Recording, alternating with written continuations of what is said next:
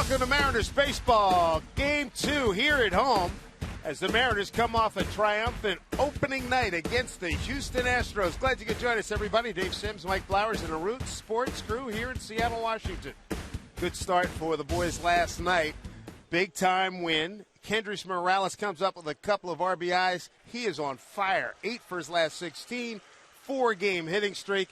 This guy is somebody who's already revered in the clubhouse by the Mariners. Take a look at some of his accomplishments in his career since coming from Cuba. He's a defector, as you know, and he comes over from the Los Angeles Angels of Anaheim. Really good stuff here, Mike. Well, you can take a look. He's hit 34 home runs in a season, driven in over 100 runs. This is a guy that was going to be looked at as an MVP possibility. Then he broke his leg, and now he is back with the Mariners, and I think that we saw him a resurgence second half of last year, so the Mariners are looking for a lot of this right here. Base hit up the middle early in the game, then he hits a ball in the left center field gap to drive in a couple of runs for the Mariners last night. But he has been heating up in the last 4 games. He's hitting .500, has driven in 5 runs. Good sight to see from the switch hitter in the Mariners DH. Good to see that pop in the lineup. And another guy, a regular, and we're trying to, as we say, keep him healthy. Franklin Gutierrez makes a great catch last night, and also has been quite valuable in the 1-hole or the 2 spot in the lineup. Well, the main thing is we know that he can do this. He's one of the best in the business. Already has a Gold Glove and a diving catch to take away extra bases in last night's game. And Franklin, even better news because we know he can play defense. He's healthy, and he's swinging the bat extremely well. This right here is a bunt on a safety squeeze last night, well executed by Gutierrez and Ackley. You take another look at it. And that picks up a run for the Mariners, a much-needed run in last night's game, only scoring 3 overall. So Franklin Gutierrez has been a big part of the offense here early in the season. Good thing to see. Let me tell you, pitching tonight, Brandon Maurer makes his Safeco Field debut, and he'll be opposed by Eric Bedard, the former Mariner. Well, and I think we'll start with Maurer. Maurer, he had to be nervous in his first outing. He was pitching in Oakland. He had family and friends there. A little bit unsettling for him. We saw Joe Saunders bounce back last night. I think Maurer will do the same thing. We're going to see more of the guy that we saw in spring training who was effective, keeping the ball down, changing speeds. We're going to see a lot more of that. I think he'll be aggressive and follow Saunders' game plan from last night. Bedard made his first appearance with Houston, came in, got a save in the opener. Take a look at his numbers with the Mariners. Eric Bedard, 46 starts, often on the DL. Yeah, I heard a lot while he was here in Seattle. When he's healthy, a good fastball, one of the better curveballs you're going to see, so the guys will have to be aware of that. But I think they'll be patient early in the game just to see where Eric Bedard is at. See how things work out. Eric Bedard takes on Brandon Maurer. Game 2 of this 3-game set. Mariners trying to get above 500. And coming up later on in the program, Mariners Hall of Famer Dan Wilson will be joining us in on the broadcast. Mariners and the Astros. First pitch is straight ahead.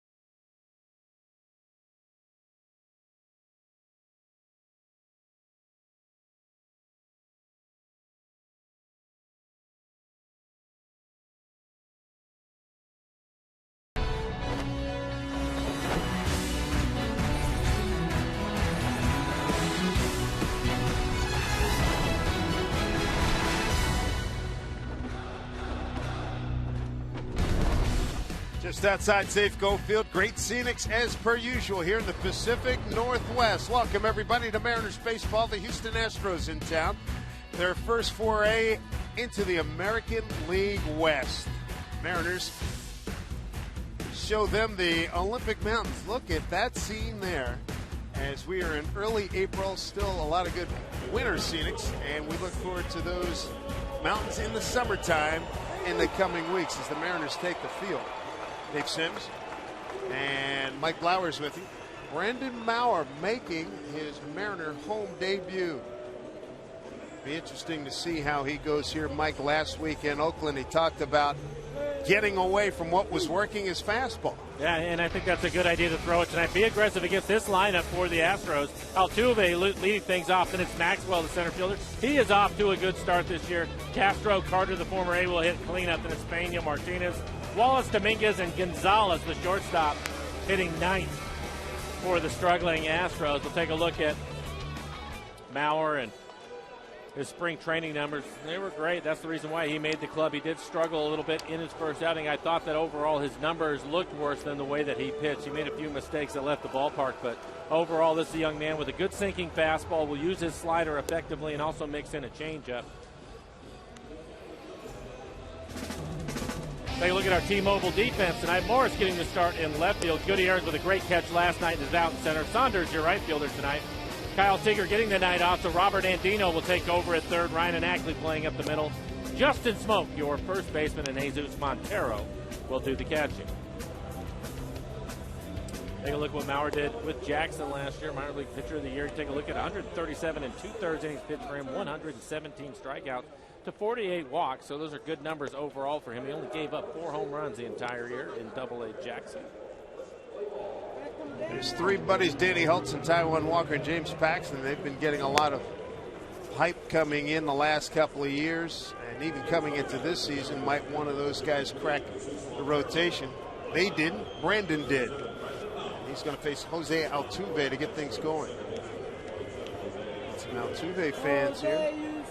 Houston Astros struggling mightily. Win the opener against Texas. Since then, they've lost 6 consecutive ball games. They're 1-6. The Mariners are 4-4. Altuve 0 for 4 in yesterday's game. Little guy, 5'7". Interesting little player. So Maurer in his first pitch at Safeco Field. And it's a strike called by Manny Gonzalez behind home plate. Wally Bell at first, Larry Vanover the umpire at second, and Tony Randazzo at third.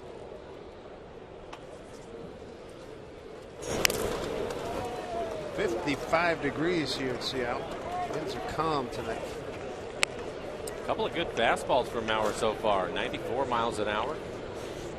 I would say that is tops for him. Typically he'll be 90, 91 miles an hour, but 94 here the first couple of pitches. Base hit through the hole. Altuve.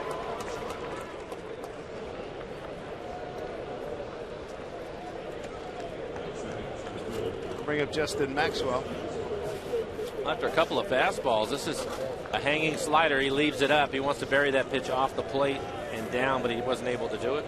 Solid base hit for Altuve.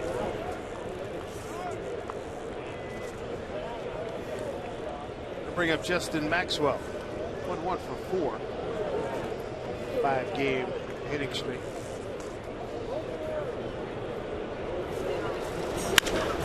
And the whole left side. There's 2 men have reached.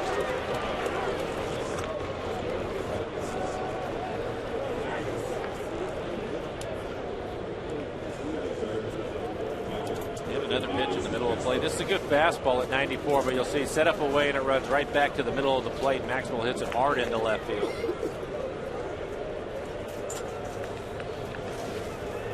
Maxwell's been a good fastball hitter in the early going. I think the other thing to consider, Dave, is this is a club that a lot of strikeouts in the early going, and I think we saw a little bit of it last night, probably see more of it tonight, but they've been more aggressive early in counts. I don't think this is a group that is comfortable hitting with 2 strikes, so he's going to have to make some quality pitches early. 82 strikeouts, most in the American League by these Astros. First pitch to Castro, Jason Castro, the catcher, is in there for strike.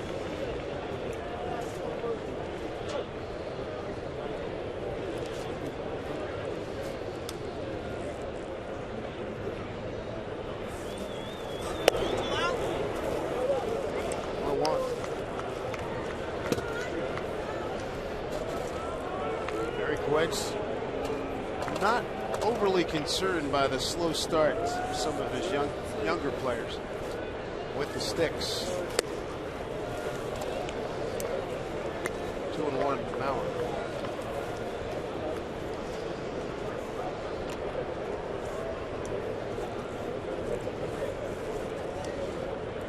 Wedge talking about Mauer says, you don't have to make an adjustment till you have to make an adjustment. Last week stuff was working fastball.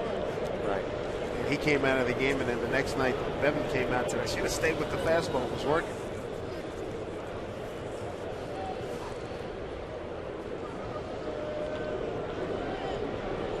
Skipper said, trust the stuff. I think it's typical of a young pitcher, though. You feel that it was good enough the first time, it won't be good enough the second. 3 consecutive singles. Big stop sign for Altuve as Goody gets it back in. So Mauer in early hot water, 3 consecutive singles.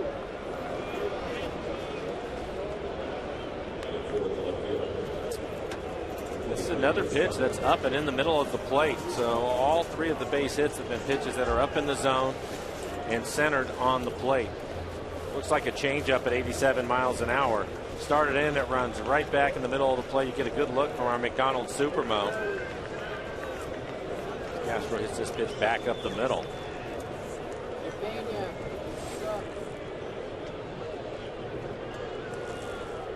Big trouble here for Mauer. Here's Chris Carter. Strike 1. Carter, very slow start. 3 for 26, a .15 batting average. Dangerous though. He's got tremendous power. He's in left field tonight. 1-1.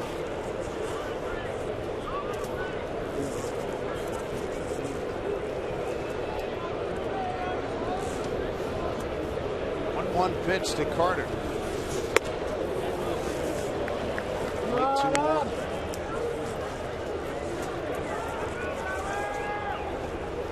They go from the excitement of pitching in your first home game to welcome to the big leagues. You're in big trouble.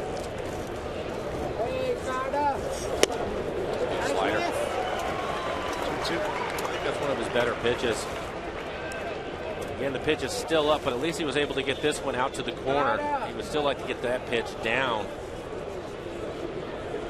Carter's been a big home run guy during his minor league career. 2-2 pitch. Did he check? He wins, says Wally Bell. That's a big strikeout. Brandon Marr. Brandon Mauer coming up big there with a strikeout.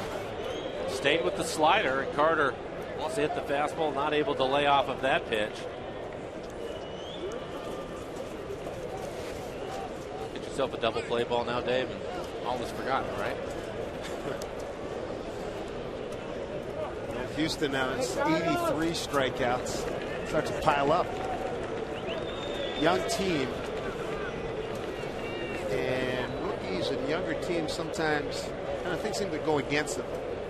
I'm not saying anything disparaging about the umpiring, but sometimes they're more willing to give it. And Mauer's a rookie himself, but sometimes are they more vulnerable, maybe get calls against them? I think so. There are so many borderline pitches.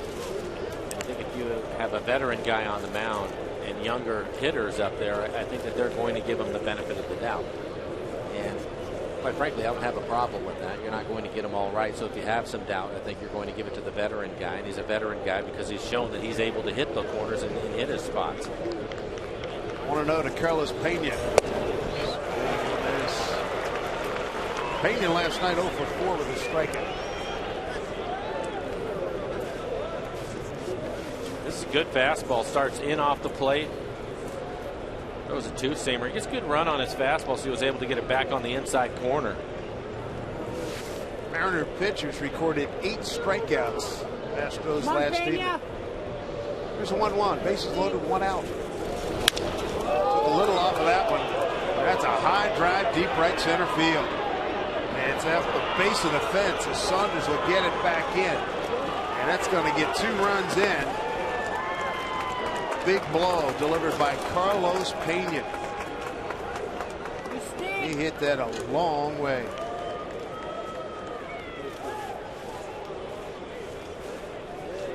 Coming around run to score. Altuve and Maxwell going to third. Castro. This is a changeup. That's on the corner. Not a bad location for it, but Pena goes out there and hooks it out towards right center field.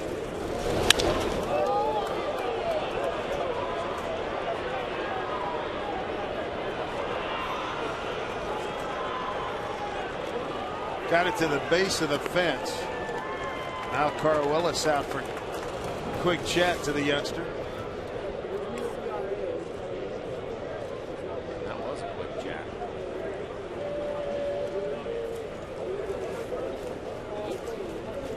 A couple of runners in scoring position for J.D. Martinez.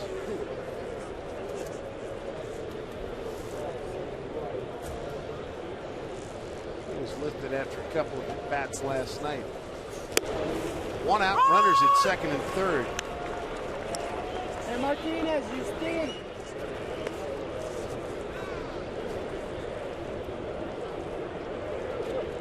Early in the game, Eric Wedge going to keep his infield back, so he'll give up a run for an out here. 1-1. Martinez.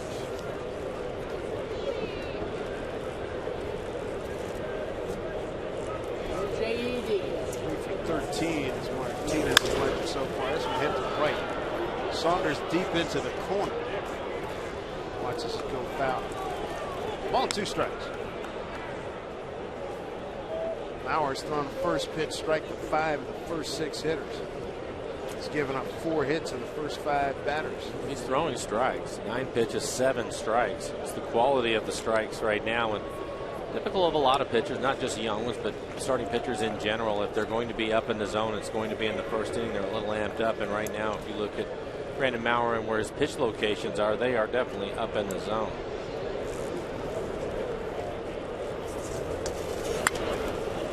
About back 1-2.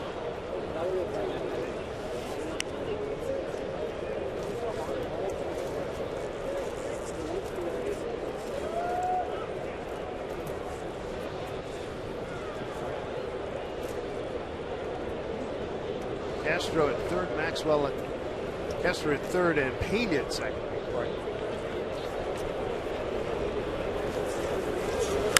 Slow breaking ball hit in the left field. Charging is Morse. Scoring is Castro.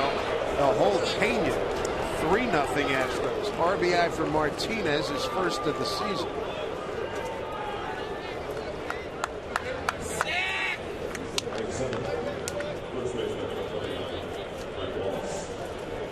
For a team that had been struggling, they are now 3 for 4 with runners in scoring position. Here's another off-speed pitch. One of the things that Mauer was talking about against Oakland is, man, my fastball was really working. You were talking about that, Dave. If you look at the last few hitters, it's been his changeup and his slider that have been hit, getting away from his fastball again. That last pitch wasn't a bad location. It was at the bottom of the strike zone on the outer third.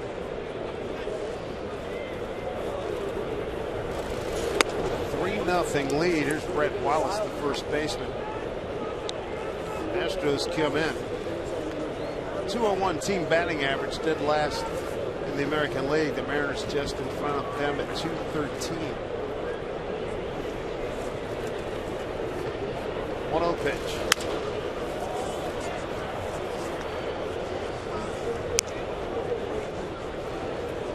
Wallace off to a miserable start. 1 for 17, 059 his batting average.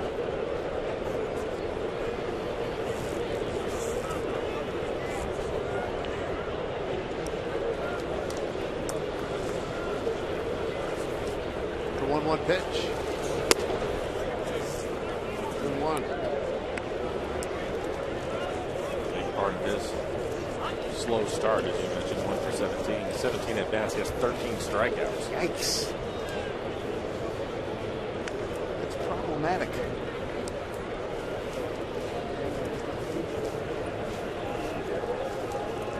Breakfast doesn't taste good. Ditto lunch and dinner.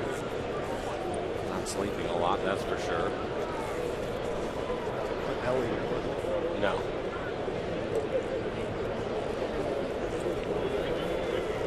Two 1. It's a strike.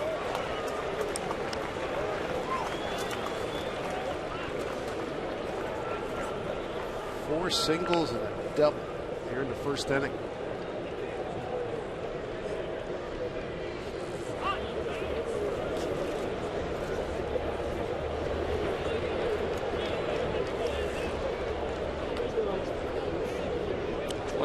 Pitches so far from Mauer here in the first. 2-2. Runners at the corner. Swing and a minute, struck him out. Second strikeout, out number 2 here in the first inning.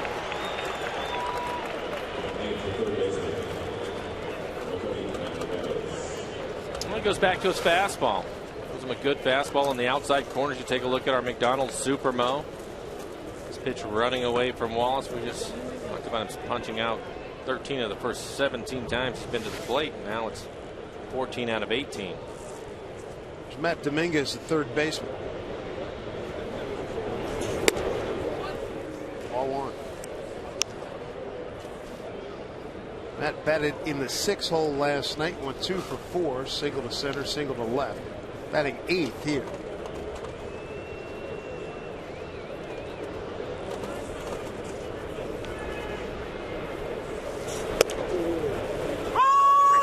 Strike 1-1.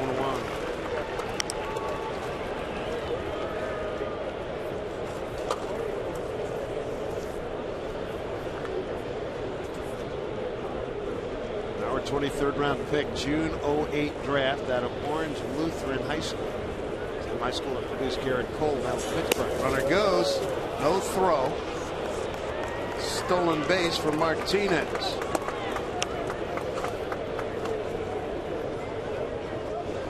His first of the season. Come on, Jesus.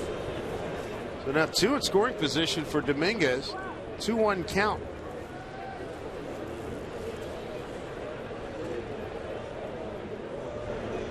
There's a scoring position. Pretty good. 2-1. Oh, right off of Mauer. That's going to score a run. Maybe 2. Runner at second will hold at third. Boy, he's having a bad start here. RBI single Dominguez. 4-0 Astros.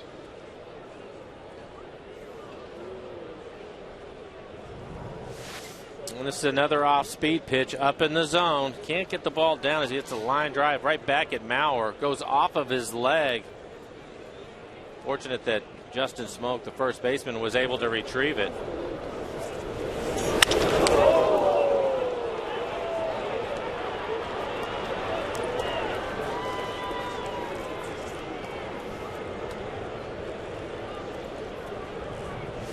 I'll let Mauer throw a little bit, see how he's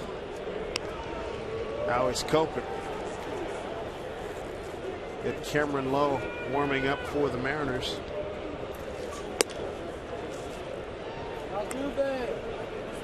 30 pitches here in the inning, 20 of them strikes. Again, a lot of those pitches up in the zone, though. He's going to have to get the ball down. Really struggling in that area. There's Cameron.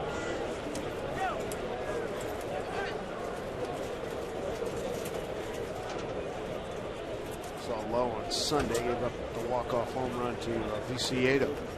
9th man to the plate, Marwin Gonzalez, the shortstop. Runners at the corners again. Martinez at third, Dominguez at first. 30 pitches thrown by Mauer. There's 31. That's ball 1.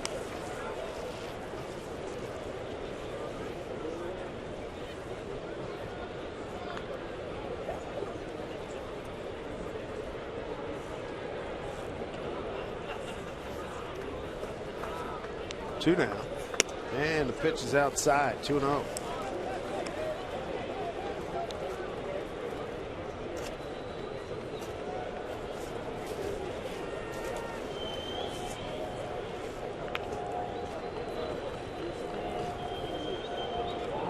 Sure is different once you get out of Arizona, isn't it? Into regular season competition. 2-0. You say it all the time. It's tough sometimes when you leave spring training. He had great success there again, pitched well last year in the minor leagues, but this is a different thing altogether. I think a lot of times when you get out there and when things don't go right early on, it's tough to fix it.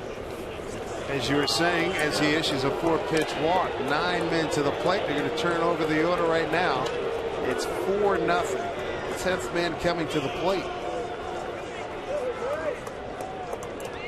Growing pains, as you know, are not pretty sometimes. No, knowing how to limit the damage and switch things up, which was one of the things that was impressive about him when we were in spring training, right. Watching him. At times he would get into some trouble, but he typically could get himself out of it. That hasn't been the case so far his first start in Oakland or here tonight. And in the meantime, his pitch count is really climbing on him. 34 pitches here in the first.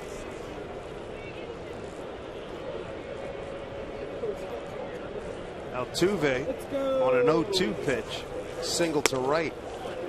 Looks at the pitch up high, ball 1.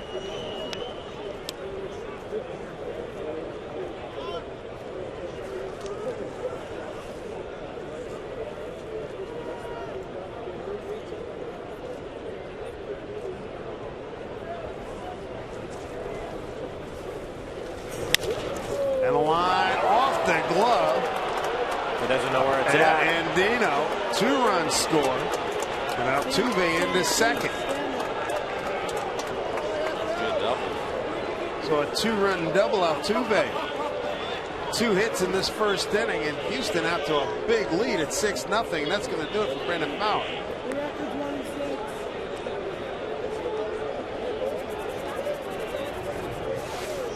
Right down the line, Andino getting the start. I think he thought he either had it or smothered it at third because he never saw the deflection. As you can see him looking around. Take a look at our McDonald's Supermo. It's like it's off the side of his glove and just couldn't find it. By the time he picked it up, 2 runs were in. Tough home debut for Brandon Maurer. He is chased and chased early. Astros lead at 6-0.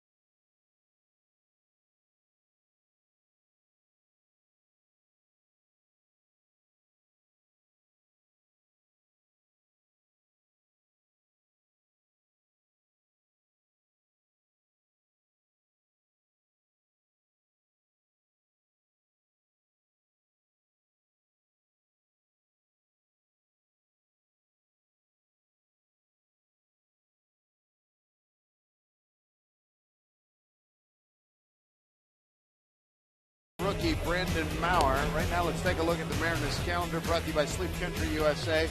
Wrap it up with the Astros, their first of 3 visits here. Wrap it up tomorrow.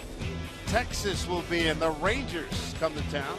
A day off, the first of the year for the Mariners on the 15th. And we'll celebrate Jackie Robinson Day on the 16th here in Seattle with 3 games.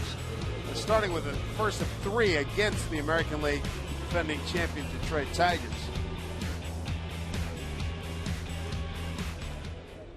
Well, tough start here, to say the least. Hang with him. Go get him next time.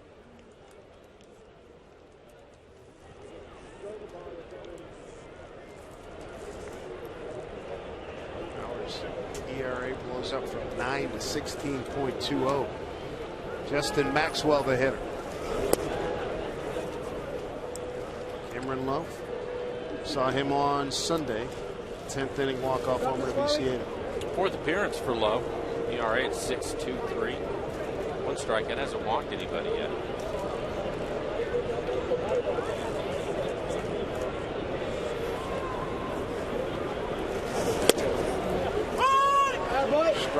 Maxwell, 1-1. Long top half of the first. Lowe has a good sinker. Will mix in his breaking ball, which is a slider. Not overpowering. His fastball very around 88 to 90 miles an hour.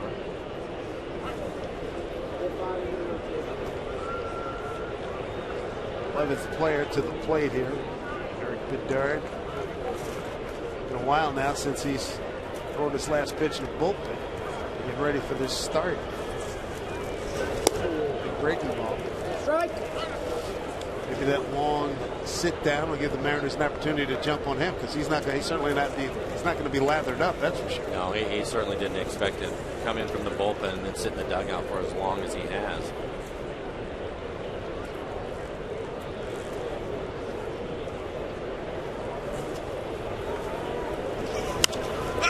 Popped up, playable for Smoke. Top of the first over. 6 runs, 7 hits, 11 men to the plate. Big work to do for the Mariners as they come to bat.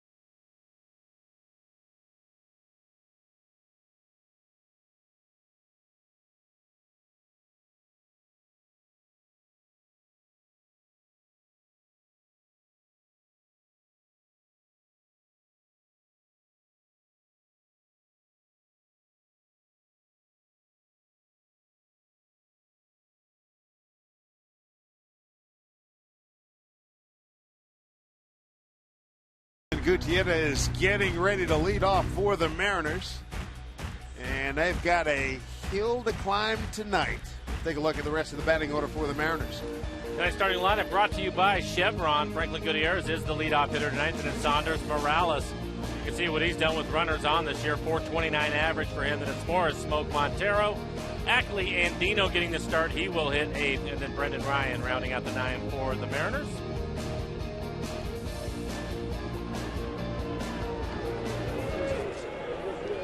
We're going to find out what effect the long sit has had on Eric Bedard.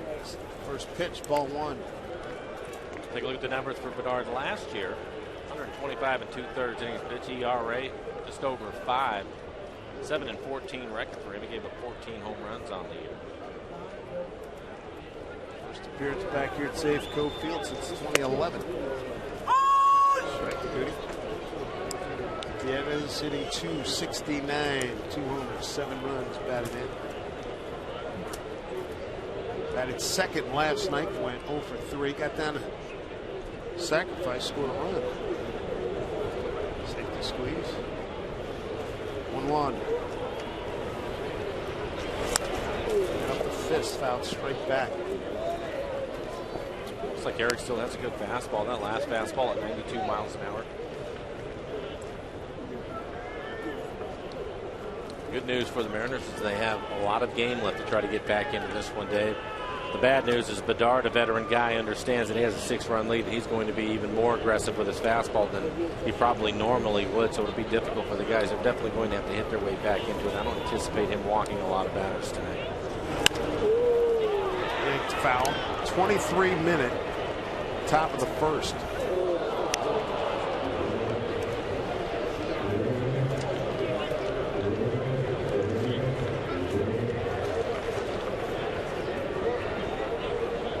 Saunders.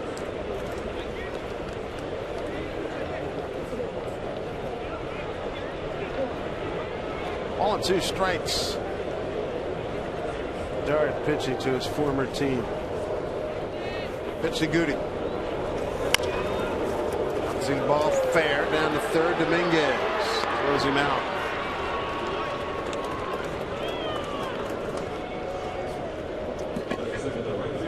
Good play by Dominguez over at third. Long throw, strong arm. Take a look at the rest of the defense. Carter is in left tonight. Maxwell, the center fielder. Martinez out in right. And on the infield, Dominguez again, nice backhanded play. Then it's Gonzalez and Altuve playing up the middle. Brett Wallace is the first baseman. Jason Castro will do the catching tonight. Here's Michael Saunders. With the lefty on the mound. Saunders bats second last night. Umber right-hander. The order was reversed. Saunders left. Line drive right at Brett Wallace. 2 outs. Michael was hitting the ball hard last night. His first time up, jumped on this fastball. Fastball at 92 miles an hour and turns it around. The stab down there by Wallace. Self-preservation as much as anything. Here's Morales, a 4-game hitting streak. Blazing hot, 8 for his last 16.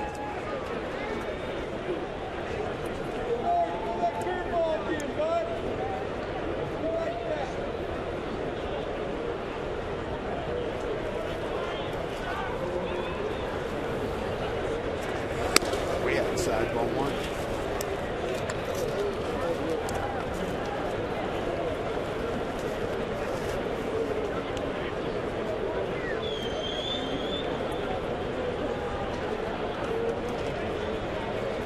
Morales drove in 2 runs last night. That's strike 1, 1-1. As you would expect, all fastballs so far from Eric Bedard.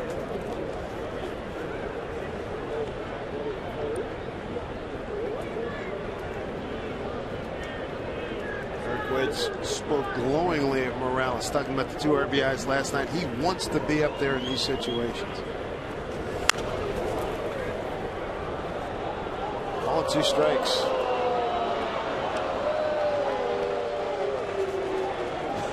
Some fans catching it. We're talking about that and talking to Dave Hansen, the hitting coach. He was saying that he just has a great idea of what he wants to do, and when runners get on base, he'll use the big part of the field. He doesn't try to overdo it. He knows the value of a hit, and he has an idea of what he's looking for, and it never changes. Breaking ball. Hit down to Dominguez. The Mariners go 1-2-3 in the first. Houston Astros with a 6-game losing streak. They're trying to break, lead at 6-0.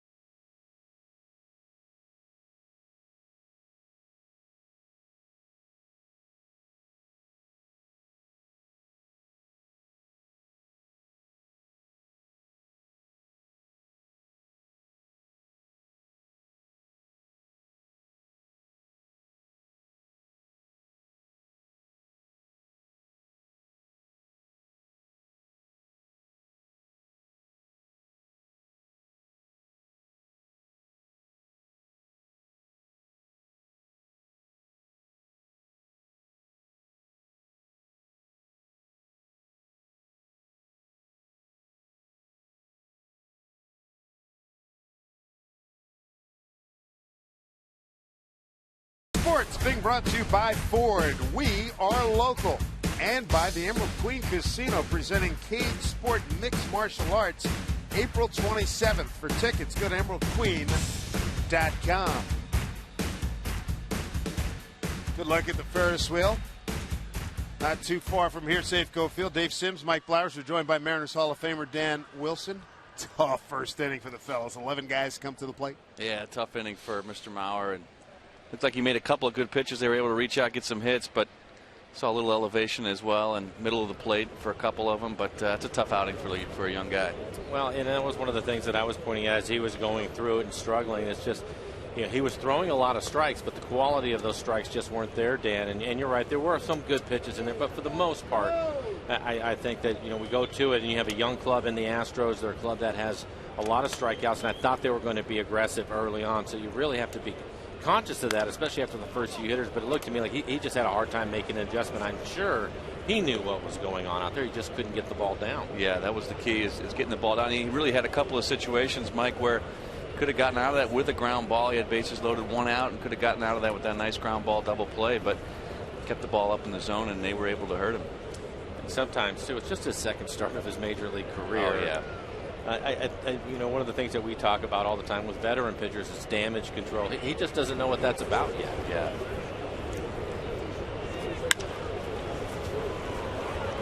Left field for Morse. He's got room. One out. When something like that was going on with a younger player, would you go out there and would you talk mechanics or situation, or what would you do with a young man like that? No, you really just you got to throw everything away, and you just got to be a guy that's going to, depending on the pitcher, a guy that's going to pump you up. You got to try to give him some confidence out there. We saw Carl Willis go out there and try to do the same thing as well, but in those kind of situations when the game is beginning to unravel, that's a tough one. Chris Carter took a called third strike, bases loaded back in the first inning.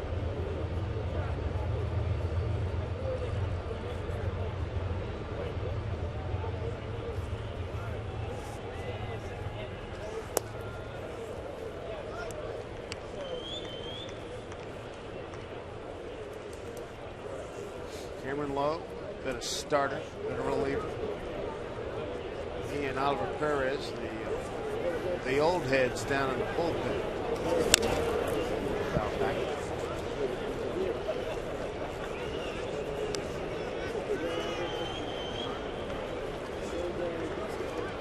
You had a chance to watch any of the games yet? Yeah, watched a few. Kind of a different feel for this club, don't you think? Especially the lineup and watching these guys go about their business. I know 4-4 coming into it, and it's early, but I don't know. For myself, it just feels different. I think it felt different even going down to spring training, and you could sense it in the clubhouse, and adding the guys that they did, especially in the middle of the lineup, and putting a little sock in the lineup, getting some guys that drive in some runs, and you've seen that here early on. Michael Morse has certainly showed his power early on, and having those guys a threat in the middle of the lineup is really going to help. Drive to left, Jason Morris back. He's going to run out of room. That ball's gone. Tells you how strong Carter is. Looked like he was in the front foot, threw that left hand at it hard, got it out of here for his first home run of the season. First RBI. 7-0 Houston.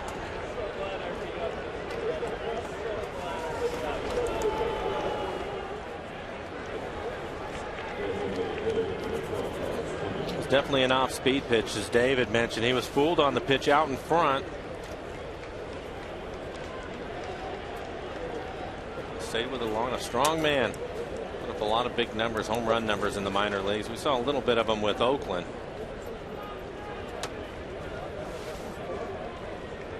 That's a home run in the old configuration. Here's Carlos Pena, 2-run double in the first. Strike one.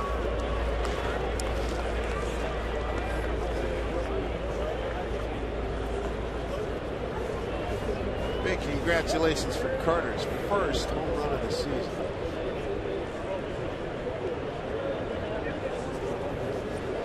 On 1 to Pena. Ackley can't get it. Base hit.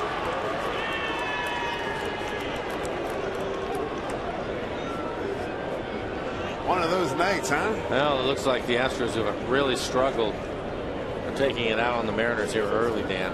Yeah, they're coming up like you mentioned. Their game plan, I think, is to swing and swing early, Mike. And I think they're getting some pitches they're able to handle, and this one, middle of the plate and up a little bit. And when you throw a pitch like that to Pena, you know, a veteran hitter, you're going to get hurt, and put a nice swing on him.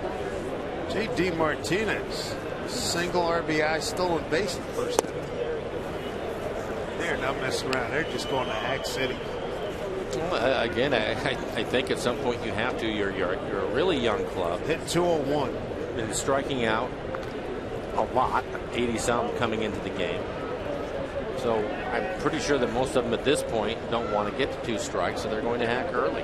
They have to make quality pitches early, and so many times you're used to stealing a strike. This one hit a ton, deep left center field. Morrison Good are going to watch that one get out of here. 2-run homer, J.D. Martinez. Good grief, it's 9-0. Martinez's first home. RBIs 1 and 2.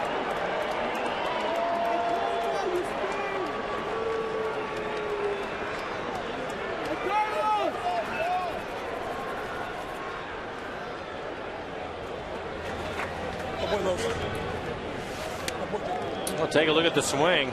It's a fastball, a running fastball, gets back to the inside corner, maybe even just off the plate. Does a great job of keeping his hands inside of that pitch and driving it out to left center field. I think you have to give him some credit on that swing.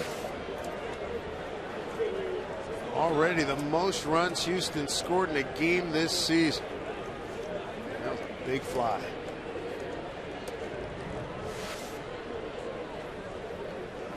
Nothing here in the second.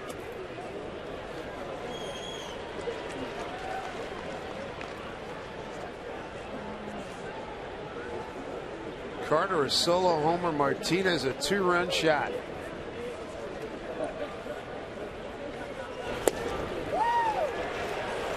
Wallace is gone. It's 2 outs. First strikeout by Cameron Lowe.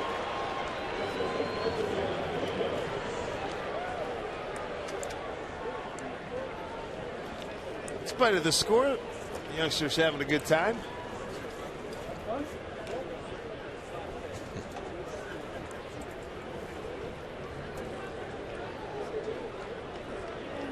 Here's Matt Dominguez.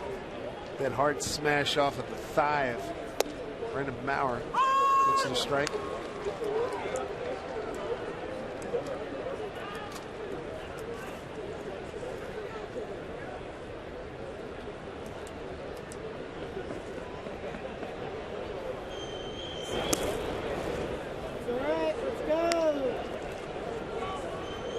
Counts 1-1. Cameron Lowe, 6'8", 245 out of Simi Valley, California. Played at Cal State Northridge.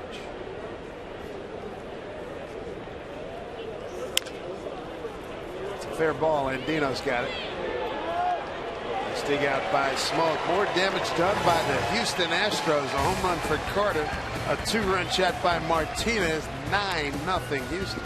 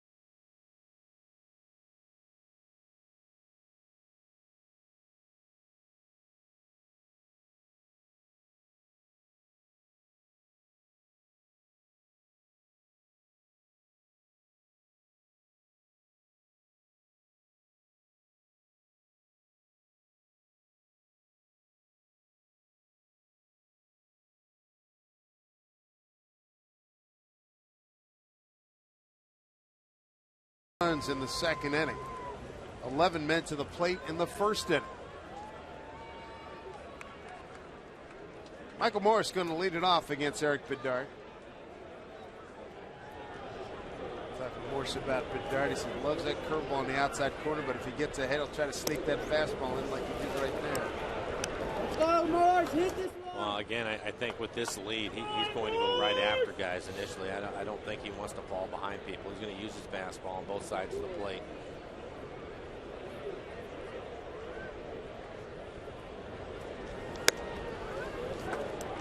Two and 0, missed that fastball wide. More Smoke and Montero 4, 5, and 6 are digging to the treasure trove, boys. When was the last time he came back from a 9-0 deficit? Awful quiet. It sure was. Crickets. I'm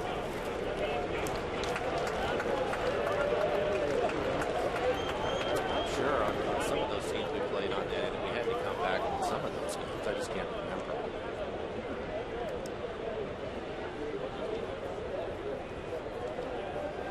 .30. So in the 01 season, what do you remember? We had an 11-run lead against Cleveland, and we ended up losing the ball game. Oh, I remember that. It was a tough loss. Yeah. 12-run lead, I think. Who was catching that game? I had a day off until the end of the game. Ground ball to the shortstop. Gonzalez throws out Morse.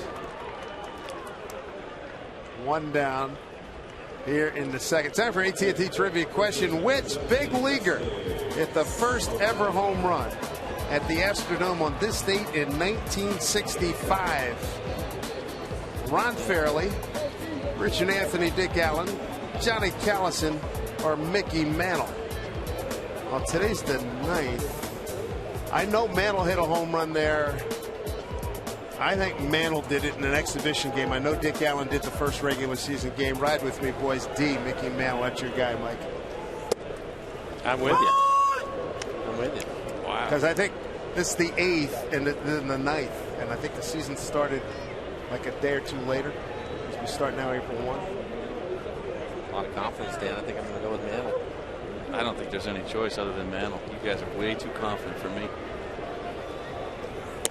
Inside the Smoke. Come on, sir. Let's get him out of here. Although it seems that Ron Fairley is a part of a lot of the trivia questions that we have. Isn't that the truth? To add him into that mix, Gene Orza used to represent you guys at the Players Association. Always said, when in doubt, Vita Blue, Babe Ruth. We're going to add Ron Fairley to that. I think we can. Any trivia question? Slow breaking ball. Good one. Come on, Smoke. Imagine Red right now is having a good day on the golf course, maybe even watching the game. 0-2 strikes.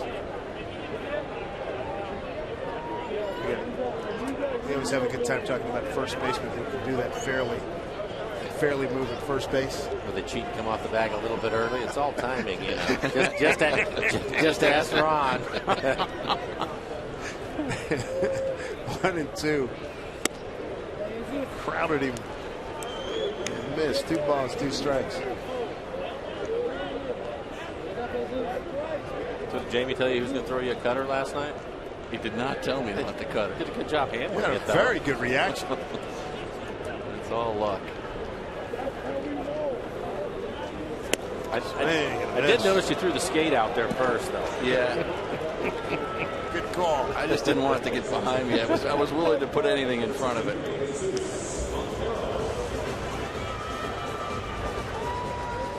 We'll take a look at it, Dan. Look at that. I was ready, and then, oh, yeah, there it was, little kick save. Jamie looked good. It was good to see him.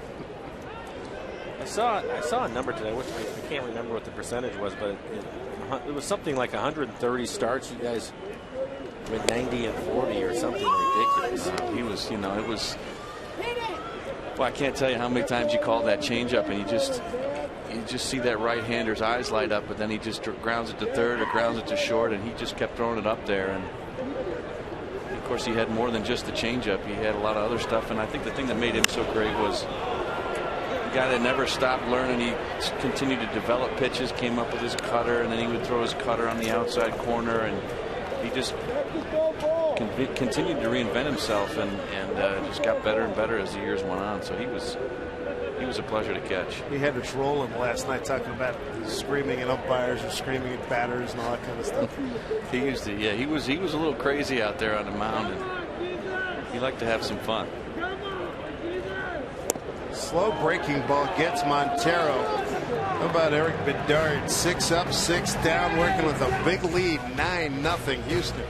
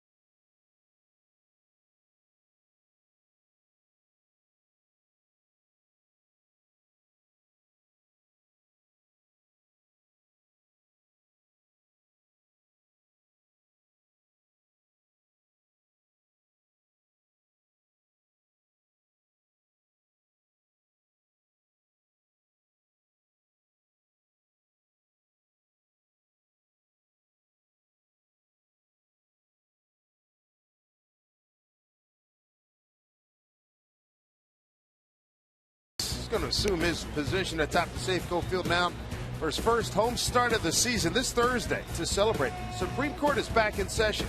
First 25,000 fans are going to pick up a gold T-shirt, K-card. Plus, take advantage of special pricing. Select $10 view and $25 main level seats. Join the Supreme Court at Mariners.com/Felix. That was a great night. That was the first start at home after the perfect game last August. Felix. Kendrys Morales. Houston Astros have been super aggressive in this ball game. Top of the third. Marwin Gonzalez, Jose Altuve, and Justin Maxwell. Big turnaround, at least for this night, for a team that's last in batting average in the American League, last in runs, 13th in hits, most strikeouts. The last in home runs.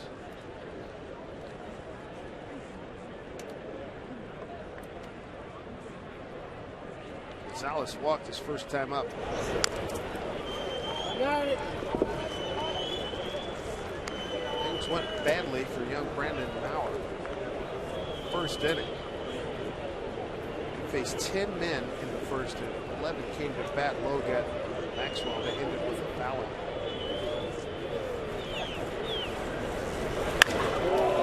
Down the line, deep, and gone.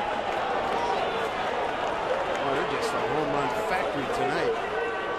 The third one. Home run for Gonzalez, his first.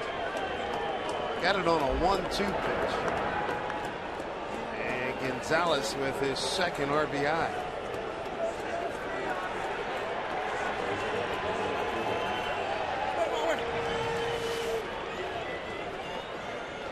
Double figures. McDonald's super mode looked like a changeup. See Montero set up away, and that pitch started actually in and ran right back on the inner half of the plate. 8 batters for Cameron Lowe. He's given up 3 home runs.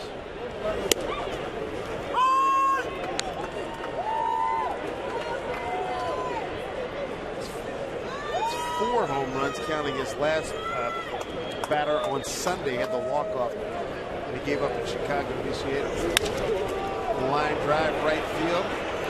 Fighting the lights. Saunders makes the catch.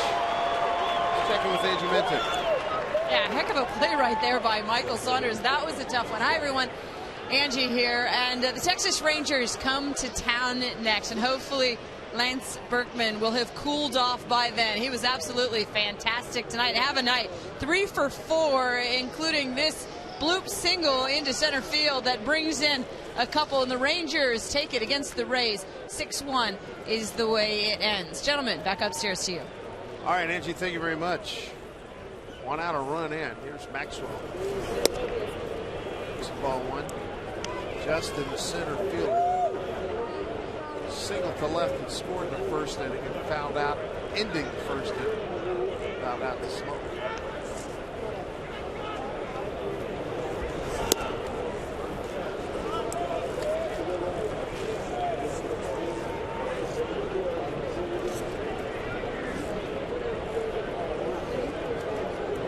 Night here at Safeco Field, 55 degrees, wind not a factor.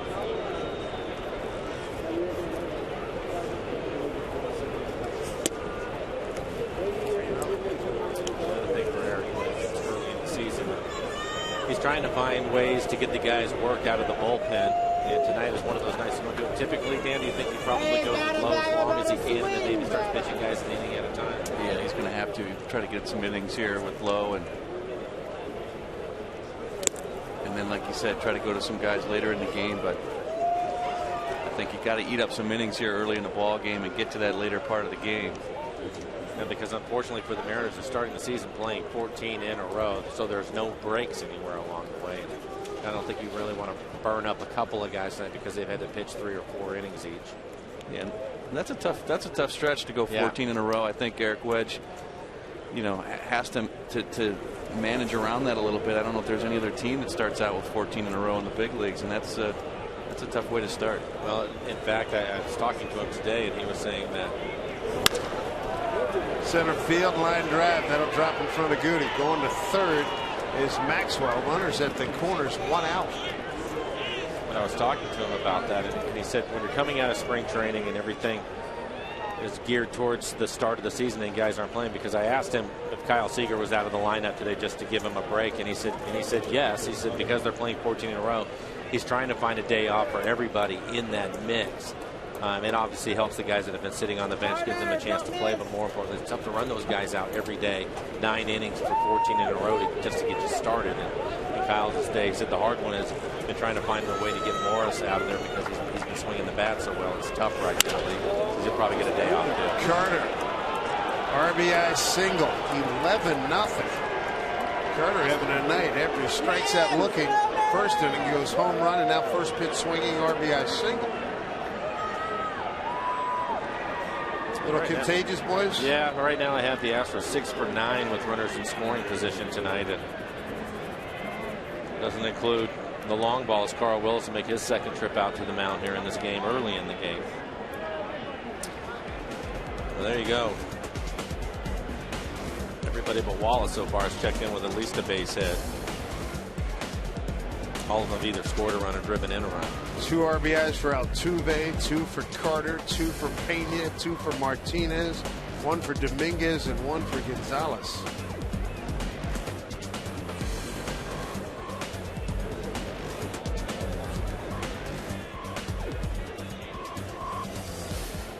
What's a given in baseball season? You're going to have some of these free and some of them again. This is that ladder. Looks like Charlie's up next. Go get him. This won't be the last one. I mean, everybody has them. Oh, yeah. A little bit of a surprise just because we mentioned the Astros have been struggling so badly, but it just goes to show you if you're not making pitches, you're going to get hit. And that's what's happened tonight. I think the Astros, again, Dan, wanted to be aggressive early in counts tonight, and it's worked out in their favor. Yeah, they're having some success with it. They're sticking with it, and they're not missing anything either, Mike. A lot of balls have really been squared up. Carlos Pena, 2-run double in the first, single to right in the second.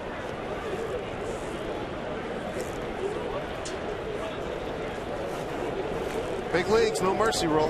No. Play on.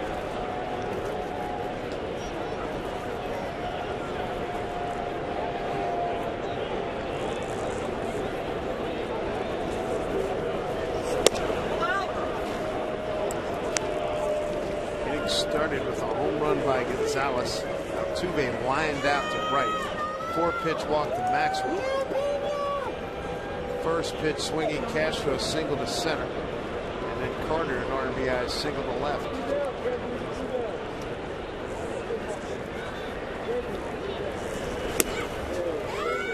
All 2 strikes.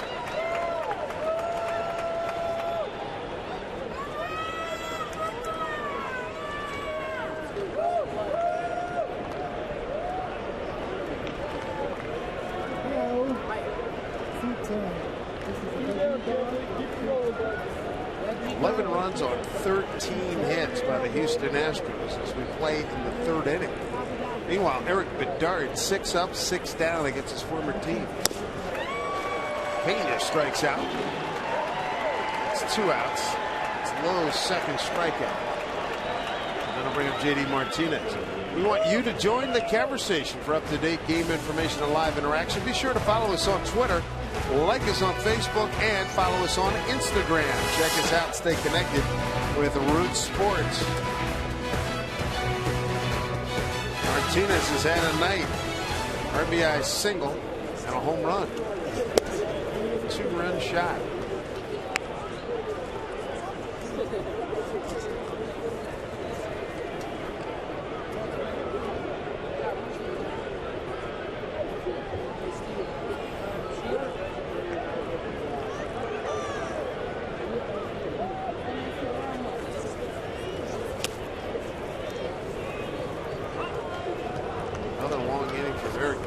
First half inning was 23 minutes. He'll take the run support. Yes, he will. 7th man to the plate here in the 3rd inning.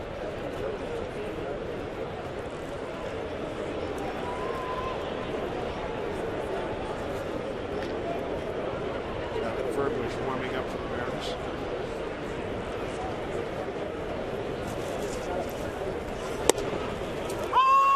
Strike 2 and 1.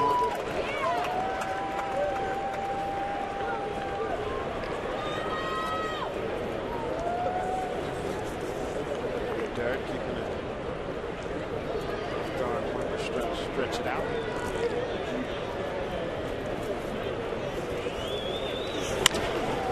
Bouncing ball in, Dino charges and throws him out. More damage done as the Astros put 2 more up on the board, leave a couple. 11-0.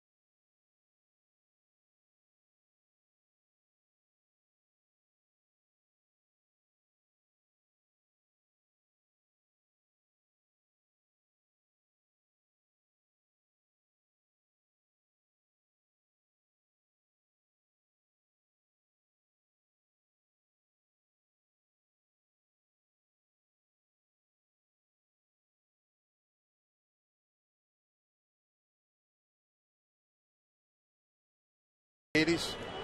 Take a look at fan results. ATT trivia question: which big leaguer hit the first ever home run at the Astrodome this date, 1965? It's Mickey Mantle. I'm telling you, I remember it like it was yesterday. Give you the answer. 53% rode with us on that one. Just telling Dan Wilson, don't ask me what happened 2 weeks ago, but 1965, I got it covered. Mickey Mantle, exhibition game. Dick Allen, how about that? LBJ was there for the first indoor baseball game. Dick Allen hit the first regular season home run there for the Phillies. And in that game, where Mick hit a home run, 47,878 on him. And now it's too expensive to tear the thing down. And near Reliance, right across the street from Reliance Stadium, where the Houston Texans play. There's a strike to Ackley. 2-1. Bedard has set down the first 6 men he's faced. 2 strikeouts. Tired Smoke and Montero via the K in the second inning.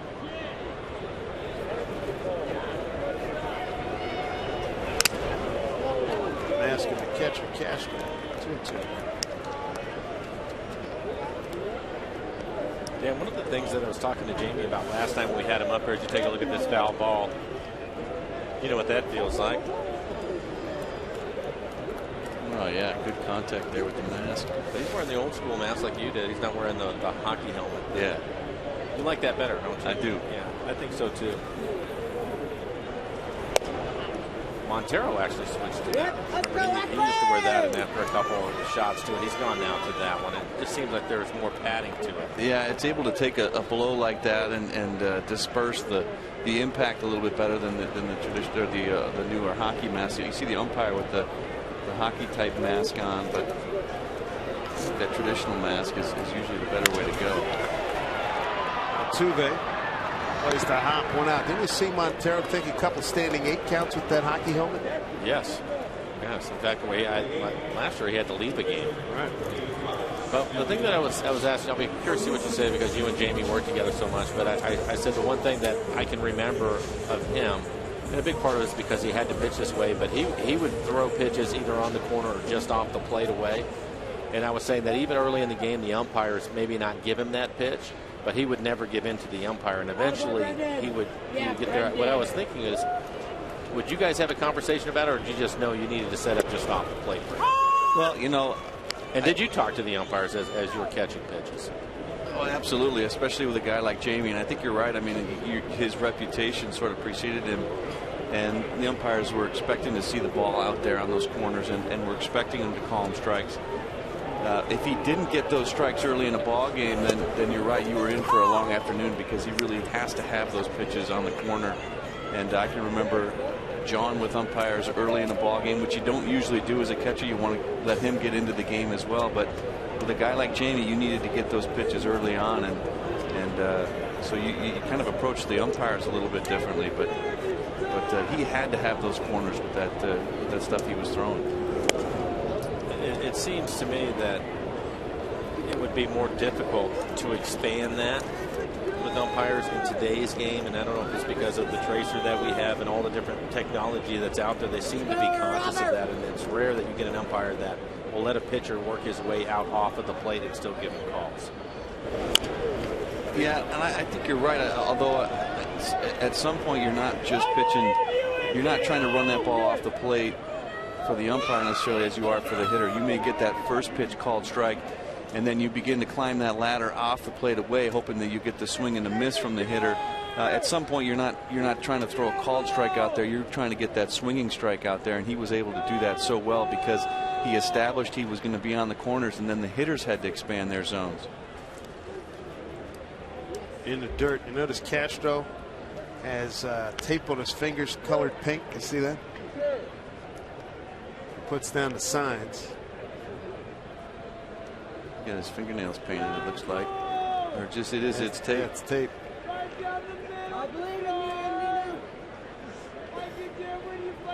A little easier for Bedard. Be tough to throw with tape on there, wouldn't it? Just put it on the front part. Oh, on the front part. Yeah. And Dino knew it. Bedard retired the first 8 men that he's faced. He struck out 3 of the last 4.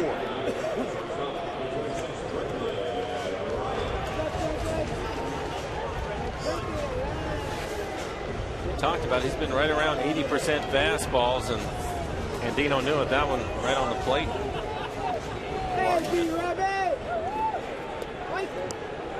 Here's a Brendan Ryan.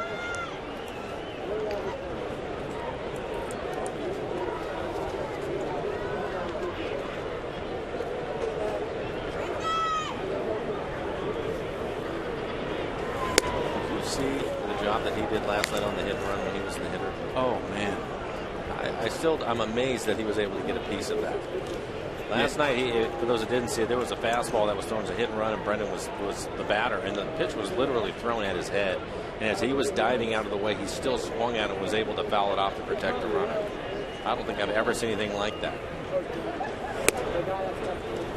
And as you work on it in spring training and all the way through, you know you have to swing on that pitch, but you can see this pitch up at his head, and that's just a self-defense swing right there. And you're right, I can't believe he was able to get a piece of it, Mike. 2-0 count to Ryan.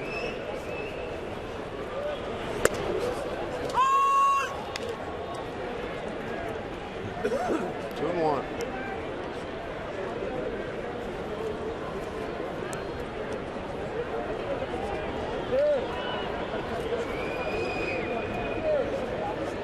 Bottom of the 3rd. Still plenty of time for a monumental comeback.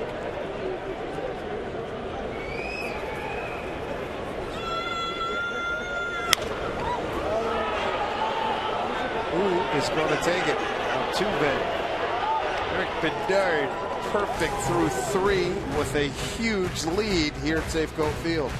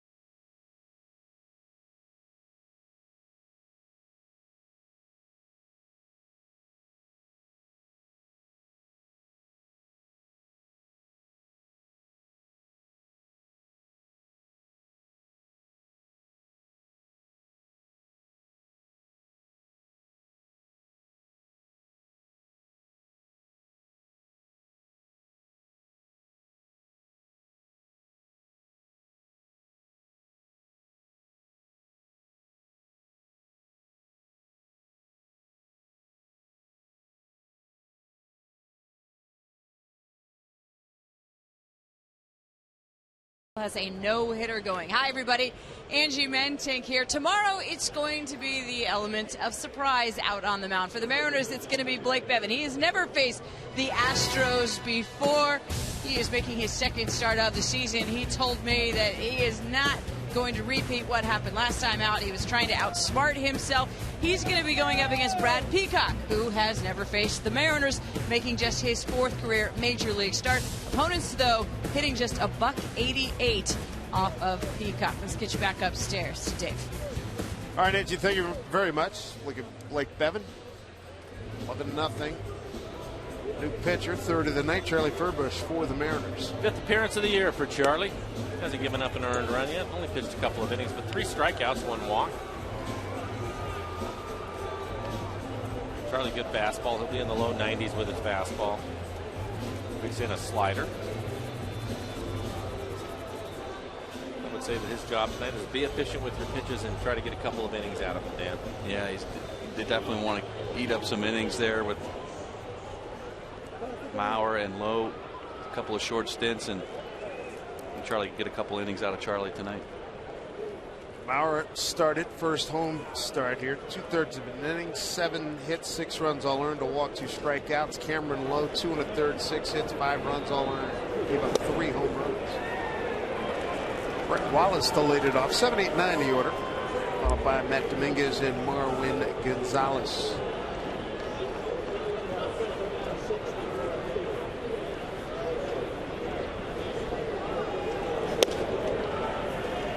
Brett Wallace is off to a really tough start. He only has the 1 hit, 19 at bats, and 15 strikeouts.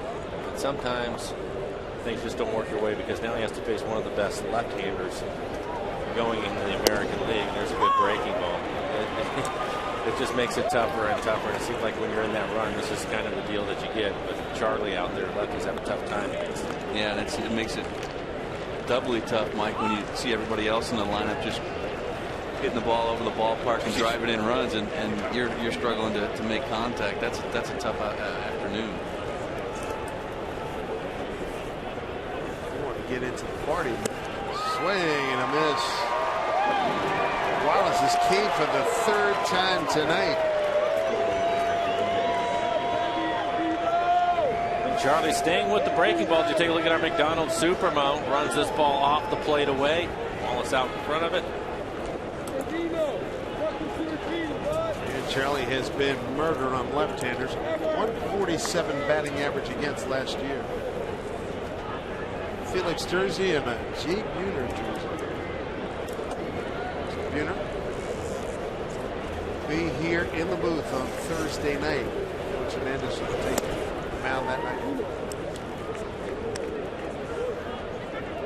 Matt Dominguez, base hit, an RBI in the first, ground out to 3rd in the 2nd inning.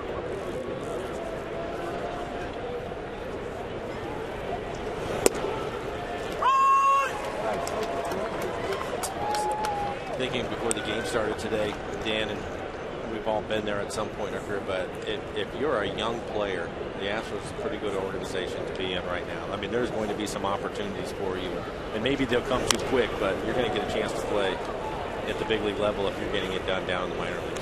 Yeah, absolutely. It's a great organization to be with. If you need an opportunity, if you want to break, and you're right, they're gonna run some guys through there this year and see what they can do. And this is an opportunity for the entire organization to see what they have. And you're right, as a young player, that's what you need. 2-2. Like Bill Brown, their longtime TV announcer. So the fans down there, it takes some getting used to being in the American League, American League West. National League since day 1 and back in 62. First out by Andino. Throws at Dominguez for out number 2. Take a look at the last 6 games for the Astros and then compare it to tonight. There's an idea how they've struggled coming into tonight's game with a 6-game losing streak. They came in tonight with 2 home runs in the first 7 games. They have 3 tonight.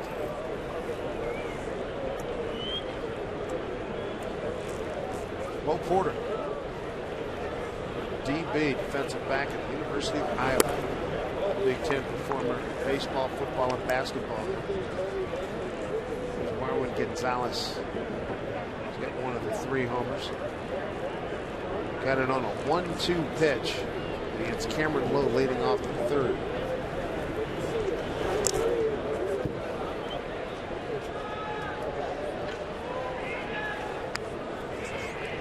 Charlie, I'm throwing that last pitch when we were in Oakland. It was the game that, I believe it was the game that Joe Saunders had started, but he and Charlie and a number of the guys, Dan, were complaining about the baseball. They were having a tough time, and they were missing by feet in that game. It was clear they weren't comfortable.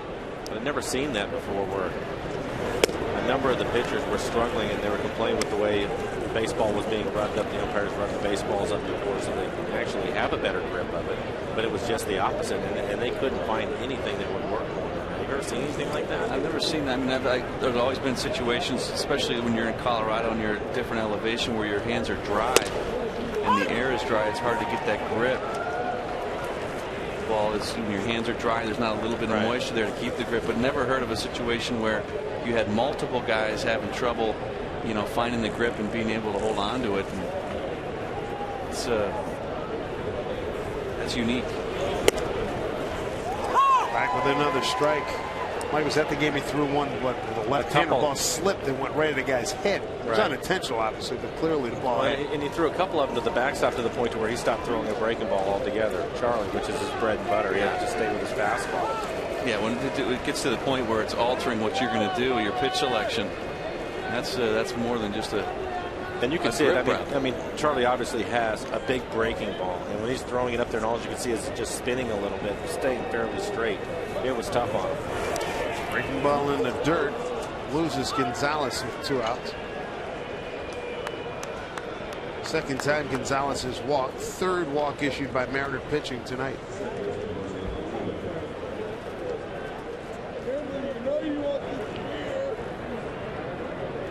Tap the order in Jose Altuve. 2 for 3 already, driven in 2 runs.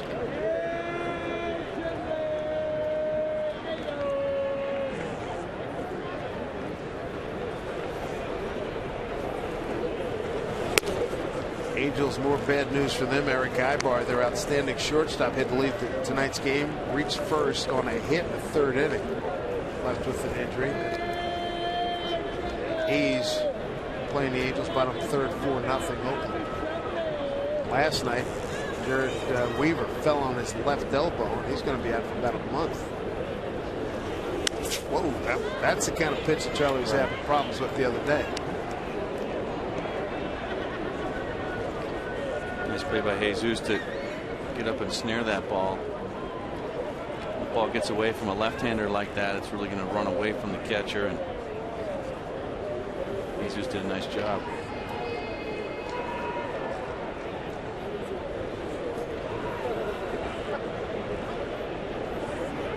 It's a 2-0 count here. 2-1. Just joining us, 6 runs for the Astros in the 1st inning, 3 in the 2nd, 2 in the 3rd. Meanwhile, Eric Bedard been like a fireman, standing around and waiting. When he has been out there, has been perfect. 9 up, 9 down. That's hit a long way, deep left field. Morse just turns and watches. A 2-run jack by little 5'7" Jose Altuve. His first home run. It's 13-0 Astros, and Altuve's driven in 4 runs. He's 3 for 4. 4th home run for the Astros tonight. Wow. We were talking about it earlier. And that is, the Astros really been struggling, and they are taking it out on the Mariners tonight. That's the 4th home run of the game for the Astros. Now 13 runs on 14 hits, working here in the 4th inning. Boy.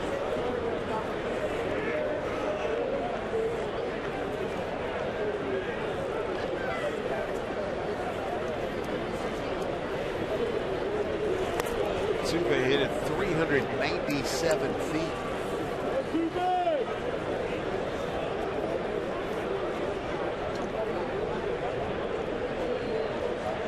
Just a tad busy out of that hand-operated scoreboard.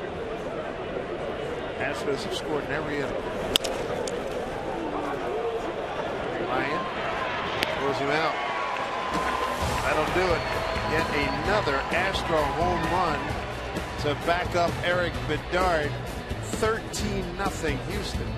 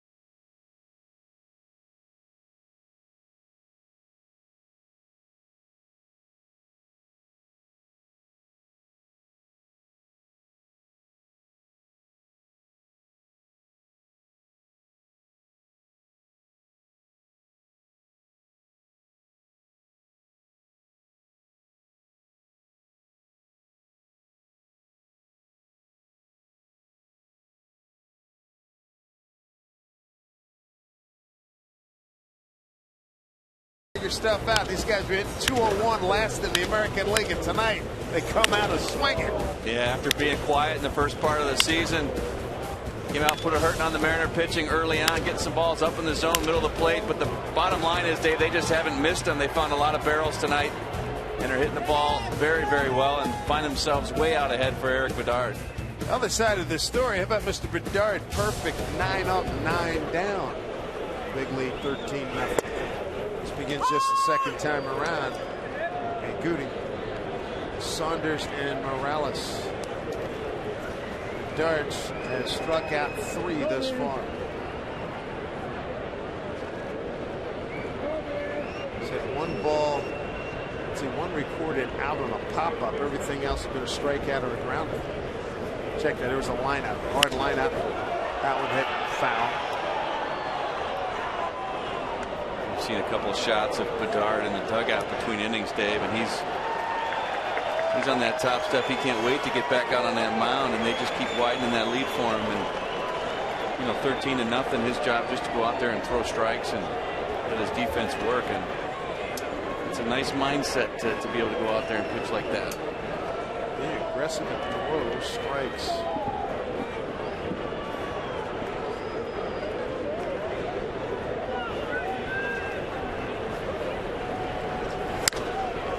Wow, jet play. Tuve takes charge.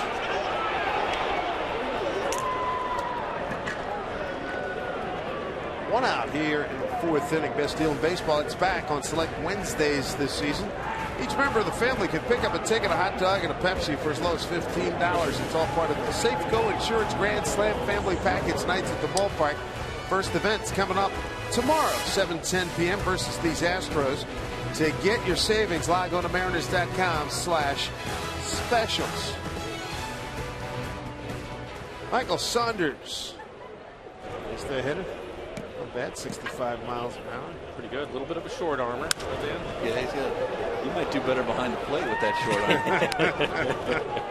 Pretty good, though, 65. They don't get much time to warm up. Sure don't. Pressure's on. I just wonder how those guys feel the next morning. Oh. He sees that red light and he's going, ooh.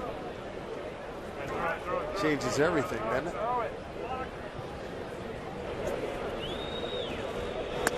Up and in, Saunders. 101. 62. Dang it. 64.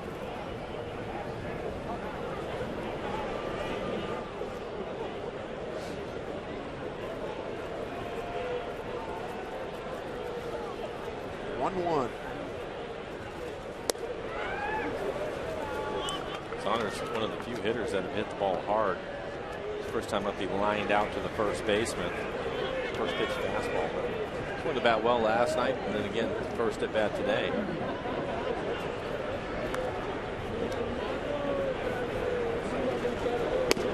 Big breaking ball, 2-2.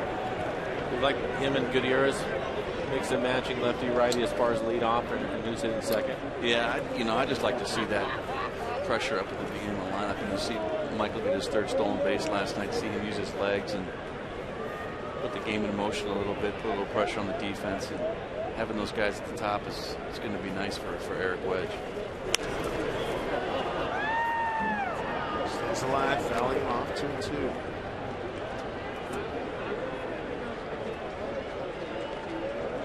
Bunts down last night as well. And the guys run around the bases a little bit. Well, you're saying with Derek, he was talking about that today, and he said that he likes the way it sets up too because it gives him options. Yep. Slow breaking ball. There goes the perfecto. First Mariner hit. Leads to a standing ovation from the 10,745 on hand here at Safeco Field. Something to cheer about. It was an impressive base hit, too. This is a good breaking ball. Eric Bedard has one of the best breaking balls for a left-hander. And Saunders does a good job of hanging in there. Doesn't pull off of it, stays with it. hits it hard back up the middle, Dan. Yeah, Bedard threw that same breaking ball, Mike, 2-1 count. And I think Michael took it, saw it, and he threw it again, and he was able to stay right on it. If I recall, he hits lefties very, very well. He did last year. Stays in so well on that breaking ball on that pitch right there and hits it right up the middle. Morales takes a strike.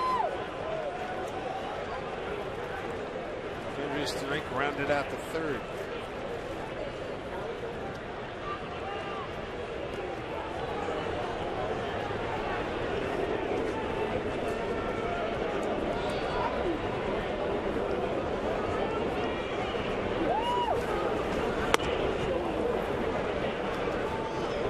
Take a look at Kendrys Morales, 2010 as a right-handed batter and a weak hitter.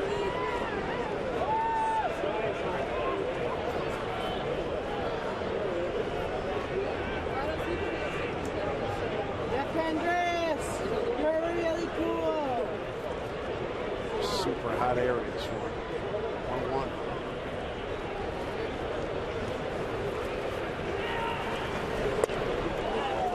That was a mean pitch. 2 balls, 1 strike. Kendrys Morales with Michael Morse on deck.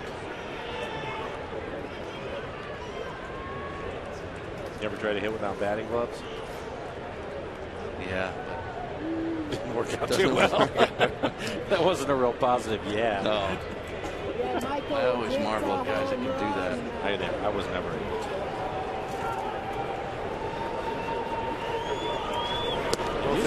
Both of you take gloves on both hands, that ball gets away and Saunders holds.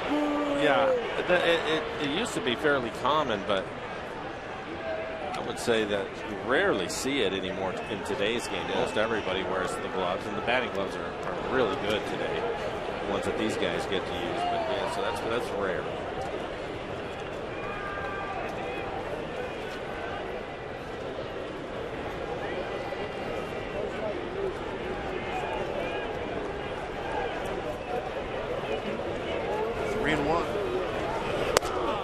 Takes ball 4.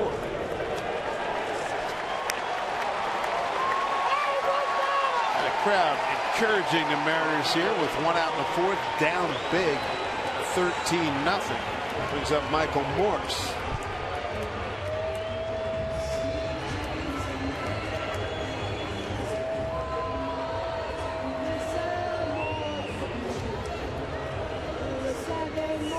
Vlad Guerrero. Last really great ball players last few years not to wear batting gloves. Guerrero. Right. What was it? He signed with the Long Island Ducks, I think, in the Atlantic last week, 10 days. Here's Morse. Rounded out to short first time. Watching you handle that pitch last night, Danny, it's still an opportunity for you. Put the gear back on if you like. No? No, I think I'm good. Okay. Tell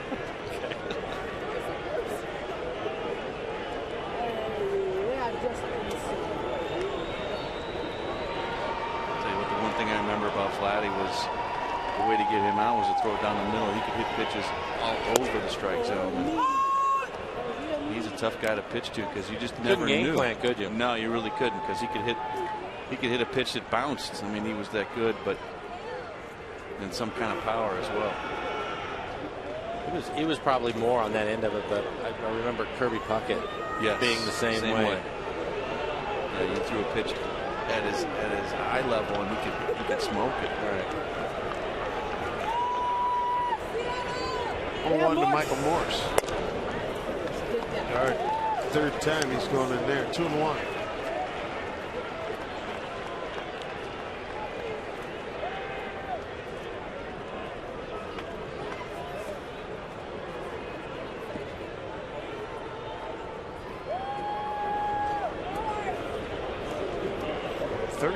Runs, 14 hits, no errors for Houston. No runs, 1 hit, no errors for the Mariners. They have 2 on. It's their first 2 base runners of the night. They should play here in the 4th.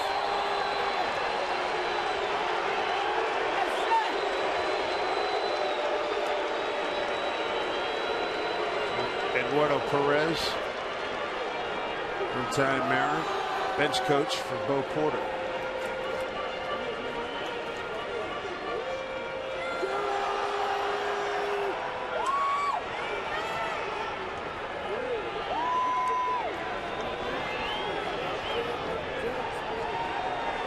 2-1 to Morse. Big hack. 2-2. How you like that one?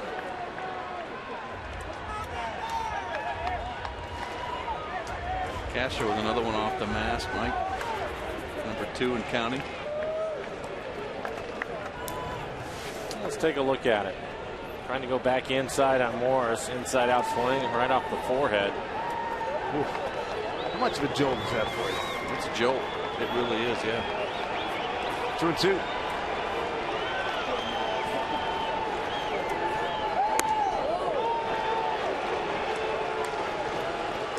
So full count. Anderson first and second. Smokes on deck.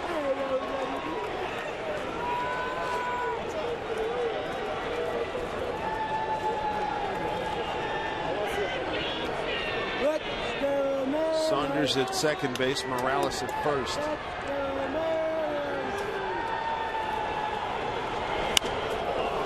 Popped it up. Shortstop takes control. Gonzalez. Hey, Smoke, I expect a homer. Infield fly roll. 2 outs. Wesley Yu wants to know, as we play a little Ask the Booth, what's the key to bouncing back from a poor outing for a young pitcher? Talking about Brendan Maurer, who went 2/3 of an inning, 7 hits, 6 runs, all earned a walk and 2 strikeouts. Well, I think the big thing is he has to realize the mistakes that he was making in the game, and then from there, he and Carl Willis, Dan, will get together and work on some things. He'll get a couple of bullpens before his next outing. Carl's probably his biggest job is just to get this kid confident again in what he's doing, wouldn't you say? Yeah, I think you're right. And I think, obviously these are the types of games you can learn a lot about yourself from, and Carl will definitely do that. I think the other thing is to remind him of what he was doing down in spring training. Not only do we look at what we did wrong in a ball game, but we remember what we did right during a good stretch, which was spring training for him, and the things he was doing down there to be successful. And they'll try to call upon those things again in between this start. So they've got some work to do, but he threw so well up until the last couple of starts, and even last start a couple of spots there where he threw very, very well, got into a little bit of a groove. So it's just being able to get himself back into that groove and find that. And Carl and Jesus and Kelly Shopik will all kind of work together to get him there. 2-0 to count the Smoke.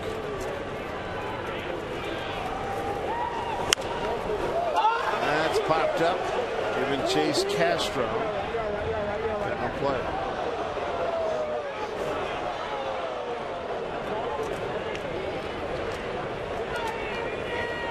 Two-one count. Mariners, for the first time in the ball game, have runners aboard after Bedard retired the first 10 men that he faced.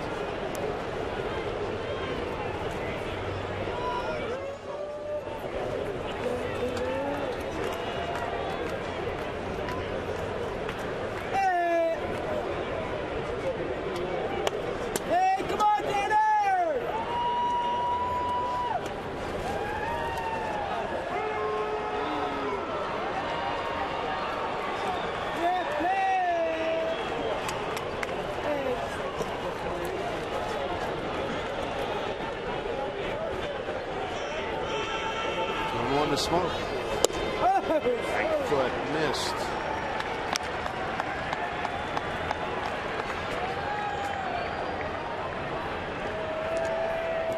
Bedard up to 63 pitches. We're in the 4th inning.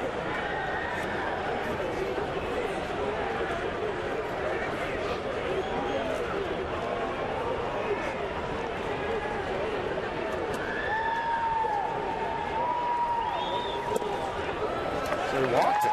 Bases are loaded.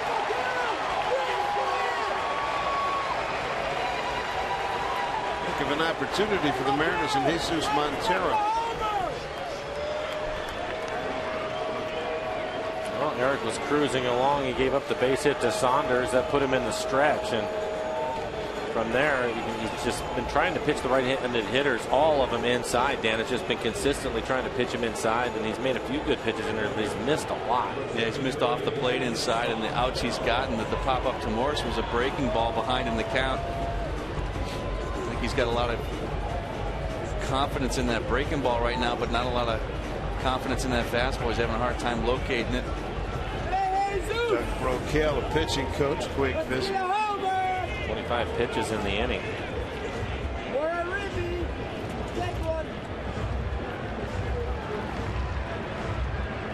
Mariners trying to get on the board here, down 13-0. 2 outs, 2 on here in the 4th.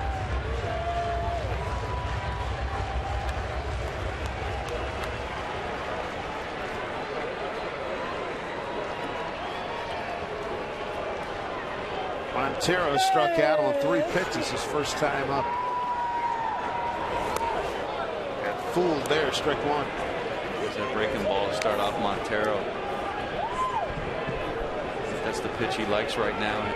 Trouble with the fastball. He's lost his touch with that a little bit. I expect him to continue to go to the breaking ball with Montero.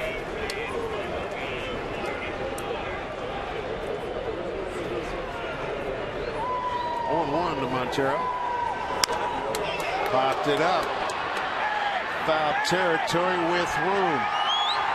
Making the catch is Brent Wallace. That threat dies. 5th inning coming up. 13-0 Houston.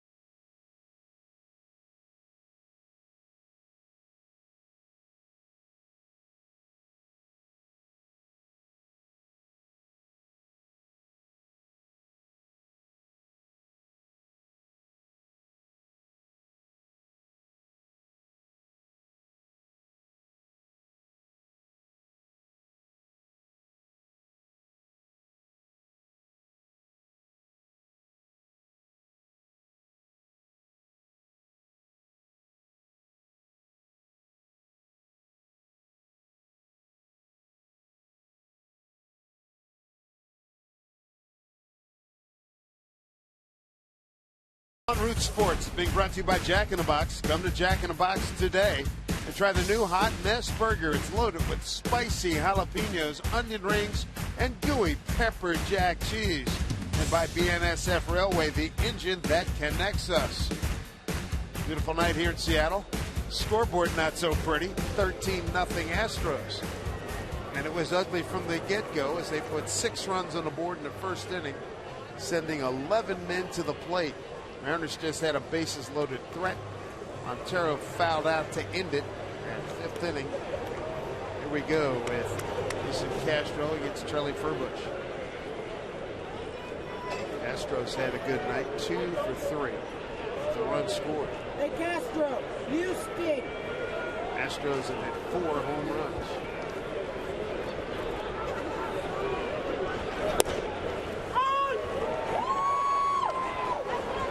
Carter, Martinez, they over in the 2nd. 3rd inning, Gonzalez. 4th inning, Altuve.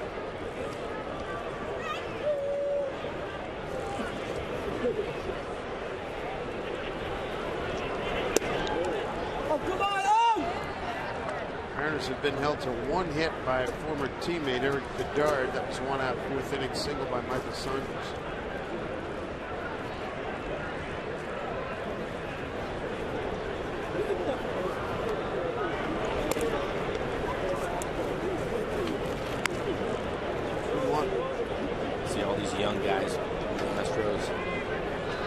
think about all the first ones.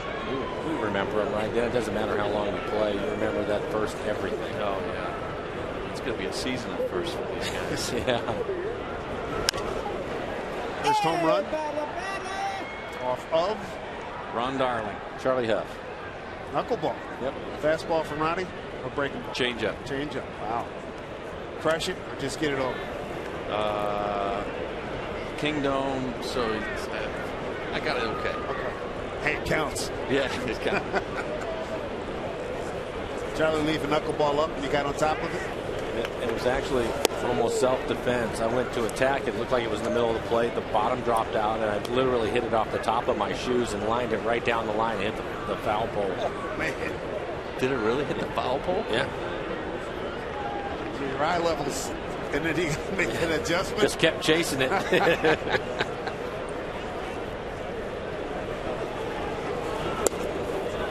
a walk to Castro.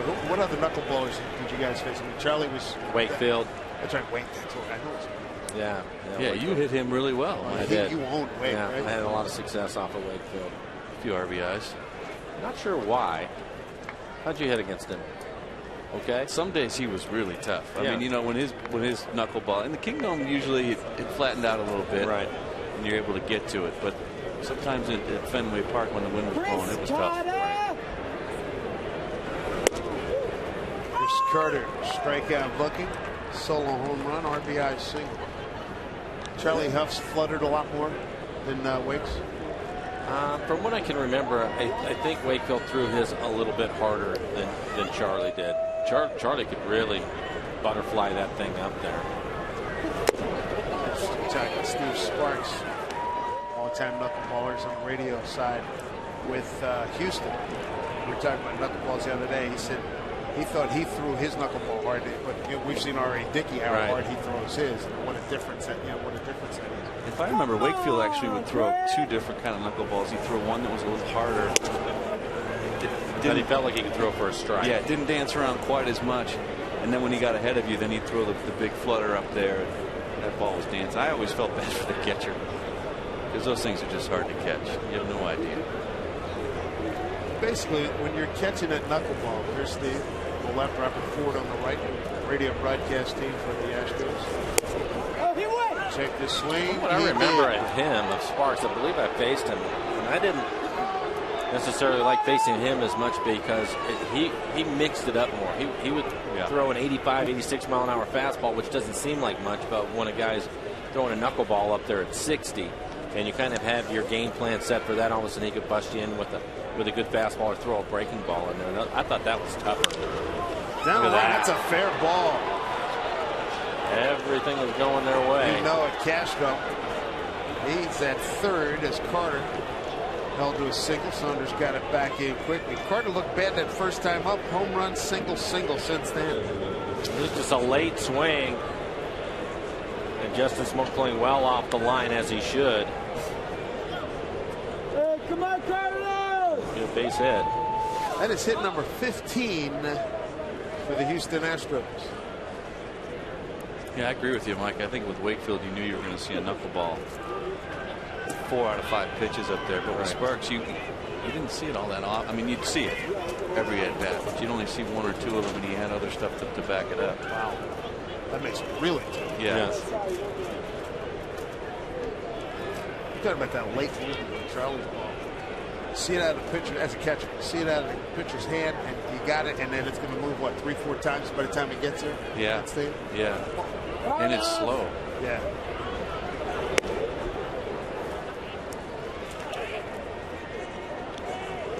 I mean, trying to defend any kind of a running game, all that's out the window because you're just trying to catch the ball.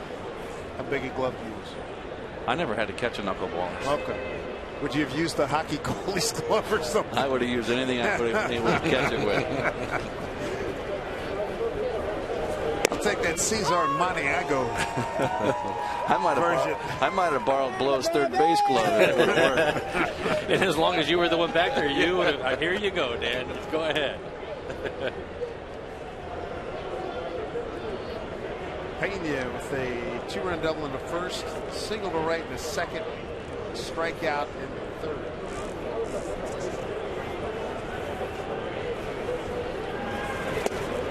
Breaking ball. 18-1-2. Feel about kids throwing. I don't mean it doesn't affect you at all, right? It's not going to hurt your arm. And I asked because when my youngest son, Bo, he feels that he has the nastiest knuckleball ever, and he loves it. Is he throwing in competition yet? Oh, yeah. He'd break it out at any time. That's part of the fun. He doesn't care.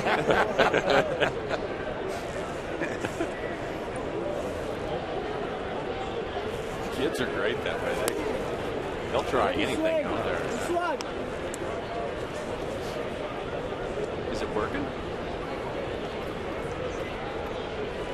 He's probably home watching and listening, so I'll say yes, Daddy. It's really dancing. That away, Bob. 2-2 to Payne.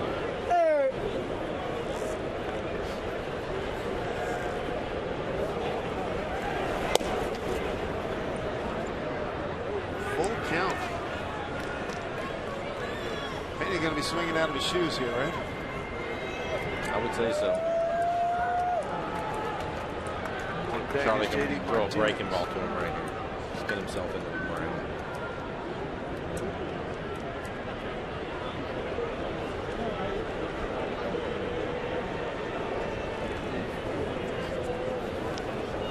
Two pitch, 2 on, nobody out. Foul ball.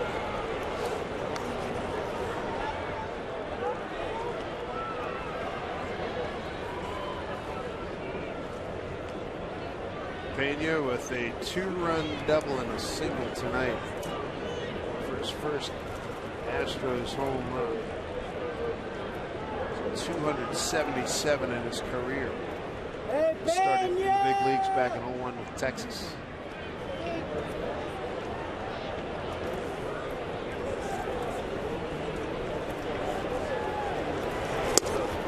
Austin couldn't get that breaking ball over. Charlie now has walked 3. And he has got some issues now with the bases loaded. A newly shorn Lucas Litke warming up quickly. It's a drastic haircut there, isn't it, for Lucas? Changing things up. Carl Willis makes a trip out to the mound, talk to Charlie. Inning. It's not been pretty for Charlie. Walk, base hit, and a walk has loaded him up.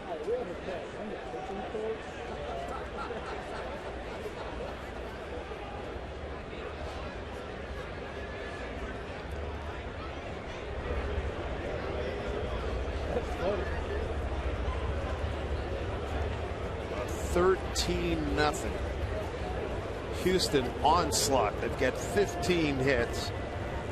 Got nobody out now. Bases loaded for J.D. Martinez. He's got an RBI single, stolen base run scored in the first and 2-run homer in the second. Rounded out to third in the third. Strike one. Mike, did you do anything different when the knuckleballer? In the box, up in the box. What'd you do? I didn't like that. I've heard guys do that. I didn't like to move around in the box because then I didn't know what was a strike and what wasn't. The only thing I did is I narrowed my feet up a little bit and stood a little taller, and then anything that came out of his hand high in the zone, that's what I tried to hit. I didn't worry about it being a strike or anything like that. If it was up, typically it seemed to me that if it was up, it didn't do a lot. It was almost like a bad changeup at that point. And then from there, just swing hard in case you hit it, Dan. And you seriously? Yeah, no, it's.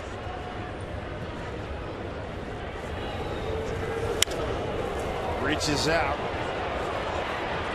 Ackley makes the catch. Runners retreat.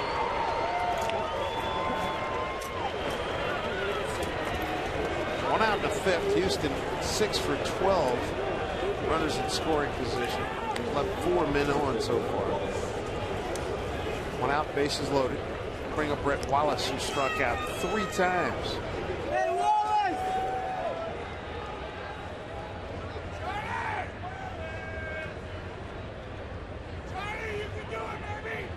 It's now 16 strikeouts for Wallace in 20 at bats. Clemens is up to throw.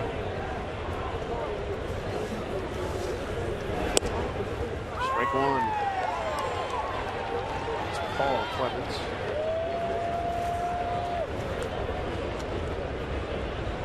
I didn't notice anything with Bedard, did you? Did he hurt himself at all? Clemens.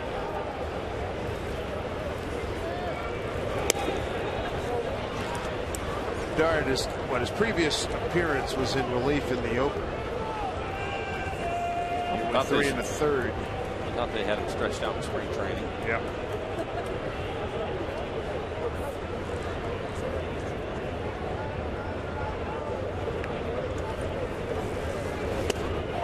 Big swing and a miss. 1 and 2.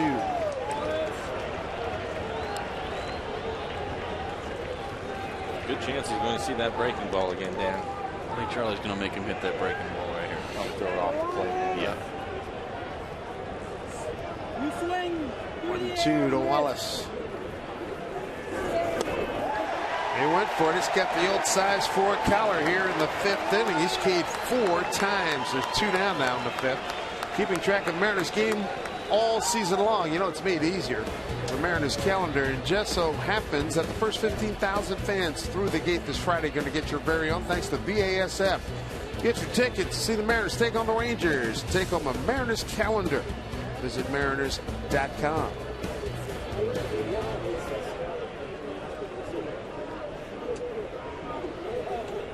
Second time Furbush has struck out Wallace, and for Wallace, a nightmarish night with 4 Ks. Hey, Dominguez! Get off the end of the bat to Ackley. And he throws at Dominguez. So Charlie loads him up, then gets 3 outs. A home 5th coming up, 13-0 Astros.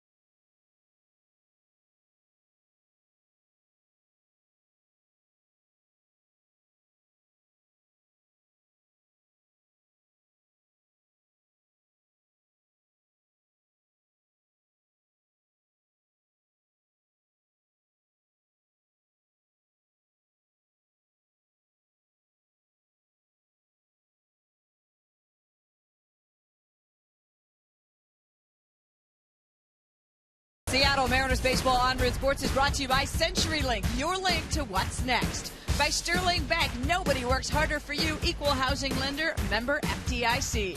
And by Pizza Hut, make it great.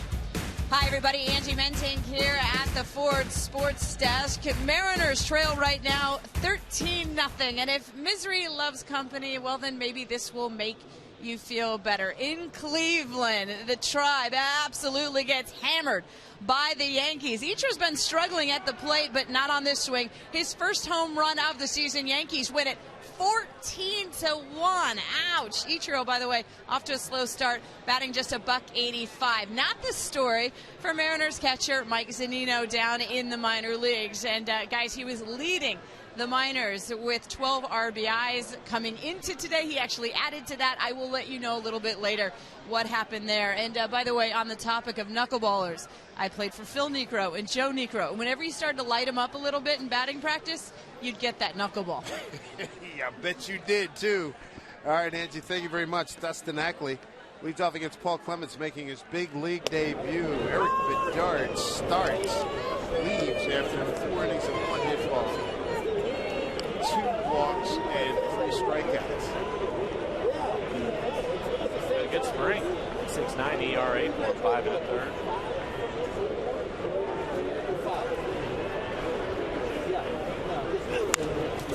Straight back. It's good fastball, 96 miles an hour. Eric Bedard, 66 pitches, 39 for strikes. Paul Clements, Columbia, South Carolina, now lives in Burke, Virginia. That should be, it is, an up for a base hit, the second of the night for the Mariners.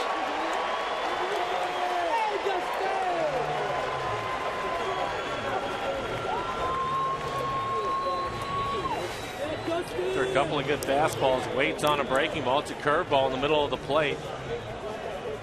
Dumps it out into center field for a hit. Paul Clements, 6'4", 197. He's 25 years old. Came over from Atlanta in the Michael Bourne trade, July 31st of 11. Outside to Andino, who took a called third strike, 3rd inning.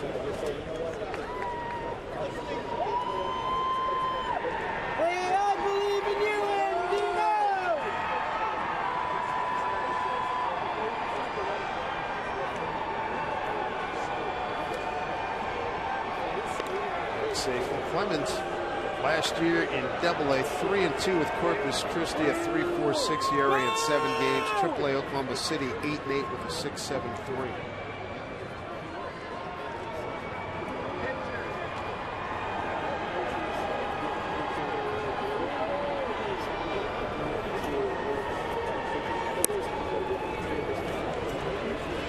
Double-A last year he struck out 37, walked 11. Triple-A struck out 68, walked 32.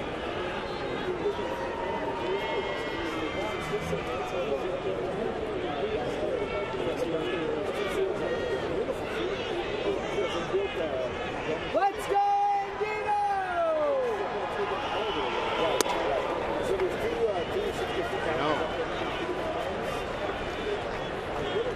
Seems like 2 weeks ago, but Brandon Maurer started tonight's game. This is his home debut. 2/3 of an inning, 7 hits, 6 runs all earned, a walk and 2 strikeouts. 6 runs in the first for Houston, 3 in the second, 2 in the third, 2 in the fourth. Mariners hung a 0 on him in the 5th. Strike 3 rule.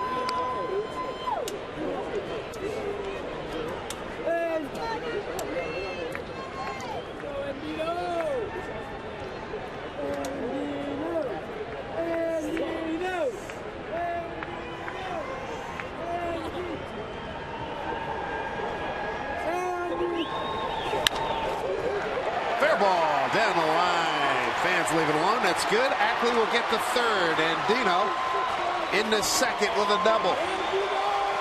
So Robert Andino with his 2nd Mariner hit. First here at home. The Mariners bottom 3rd of the order. The first 2 guys are on.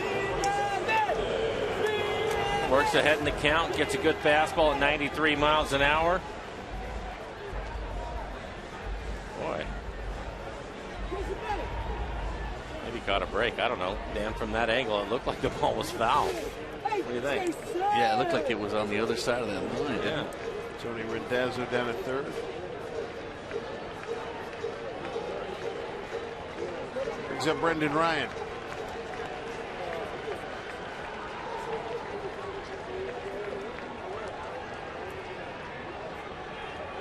Ryan popped out to the second baseman the first time up.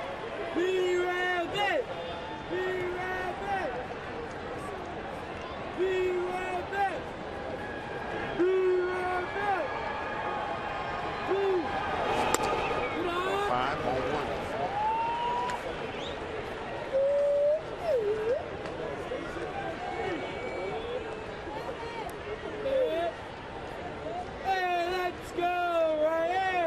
Amazing how the emotional swing can turn in 24 hours. You got the excitement of opening night. They say, no, you're down 13-0. It is amazing. Can't figure. I mean, boys, you never know. No predicted baseball. No, there isn't. First inning was what did it tonight, I think, more than anything. We can, you could talk about the difference between opening night and the second night, all those things, but when you come out and you give up 6 in the first, that's going to make it tough.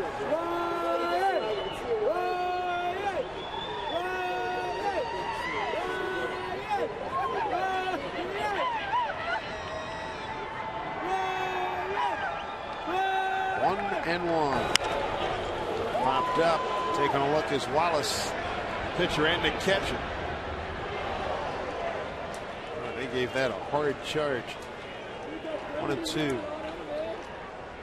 Rare to see a pitcher get off the mound that hard. I don't see it often. A lot of times you see guys direct traffic, but he looked like he was ready to make a catch. He was trying to make. He was almost in the dugout. I think if I was pitching and I had the opportunity to do it, I would go get it too. Hey, Major League debut, whatever you can do to impress. Stick around. And I'm in some trouble. I'm going to get the out if I can. I don't blame him at all. Thinking of pitchers that would get off the mound and do that, was a good athlete. Kenny Rogers. I had a chance to play with Kenny when we were in Oakland together, and being a third baseman with him on the mound was great. You never had to worry about a bunt. He could field the Danny as well as anybody. Yeah, he won several Gold Gloves, I think, as a pitcher. He was a really good fielder, but those little pop-ups over that are tough to get to, he would try to go catch it. 1-2 strikes.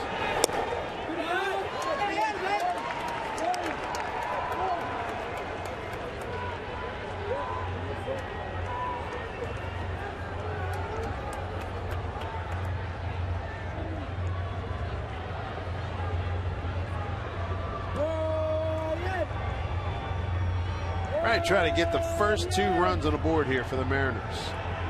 Nobody out. Second and third. Slicing drive right field. He'll pick up 1 run as Martinez will get it back in. Scoring is Ackley. A resounding cheer from those here at Safeco Field. 13-1 Astros. RBI for Ryan is second.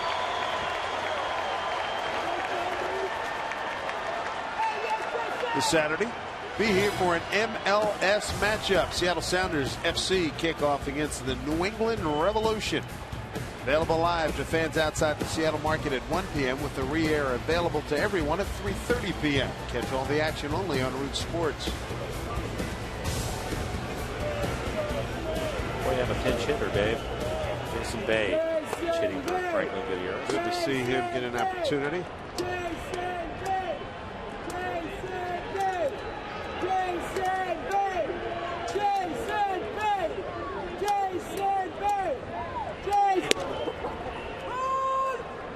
One of the great stories in early going into the season, see this guy bounce back. He's a big-time player, all-star, big power guy. Things went awry in New York. He's worked his way back to the major leagues. Make good contract with the Mariners. Here he is.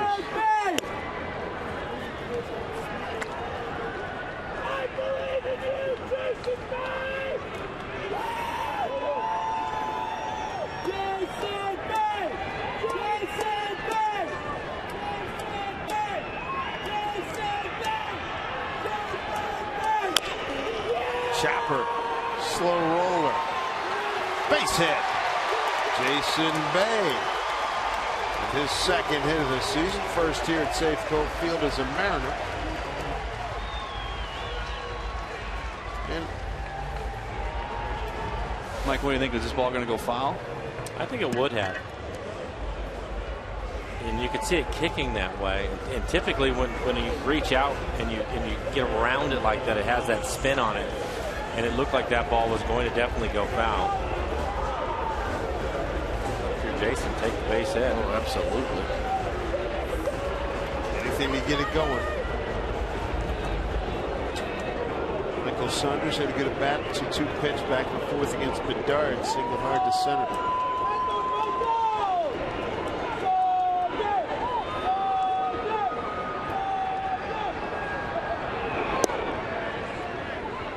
0-1.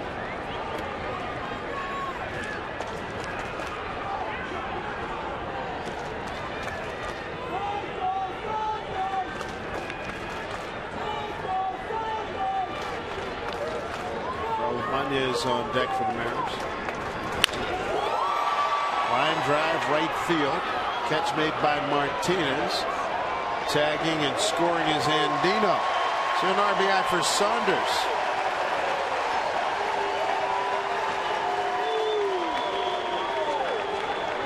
Two outs and 2 runs in. Michaels hit the ball hard all 3 times, lined out to the first baseman, base hit back up the middle, and another line drive right at the right fielder. At least he gets something out of it. RBI for his effort. He's hit the ball hard. Yeah, he's really swinging the bat well. And waited on that curveball that we saw from Bedard, and then able to handle the fastball really well as well. He's locked in. Saunders with his 5th RBI. Here's Abanez pinch hitting from Morales.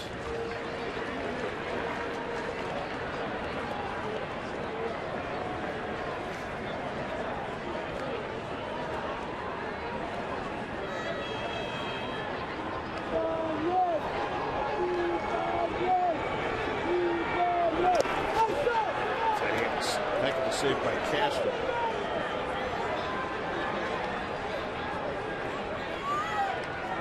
2-0 to Raul.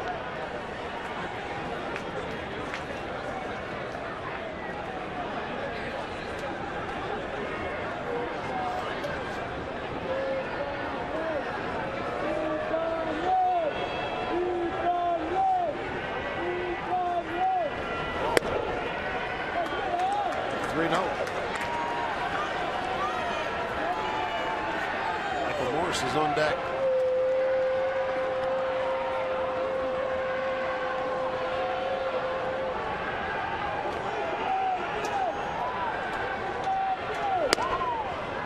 Ball 4. Runners at first and second. 4-pitch walk to Abanez.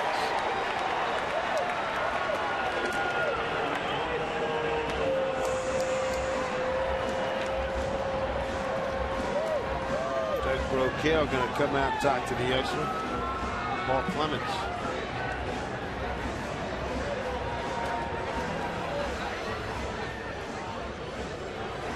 Looks to me, Mike, like he's charged up his first major league appearance.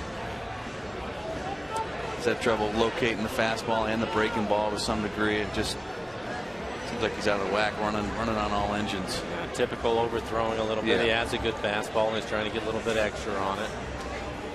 And then when you get into a little bit of trouble, you know, it's one of the things that we talk about all the time with young pitchers. They try to reach back and get a little bit more when sometimes you're better off thinking more mechanics and hitting your spots. Clemens selected on the 7th round June 08 draft by Atlanta. He faces Michael Morse. 2 runs in, 2 runners on, 2 outs. High fly ball, right center field. Martinez makes the catch. So the Mariners do score a couple on 3 hits, no errors, and leave 2. 13-2 Astros.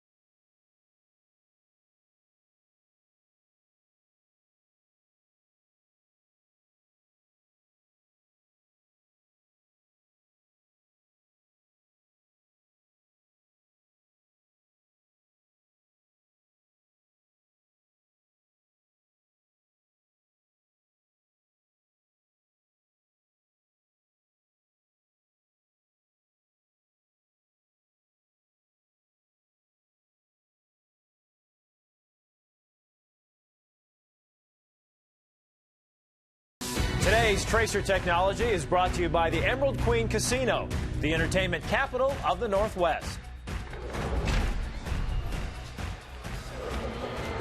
13-2 ball game as Michael Saunders moves from right field to center field.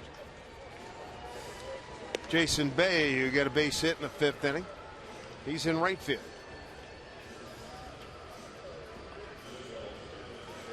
And the new pitcher for the Mariners, the 4th tonight, Lucas Lidke. 4th appearance for Lucas tonight. Still trying to figure things out. He's struggled a little bit here in the early going. Lucas, his fastball will be in the upper 80s. Also uses a slider effectively against left-handers, but he'll get an inning's worth of work here.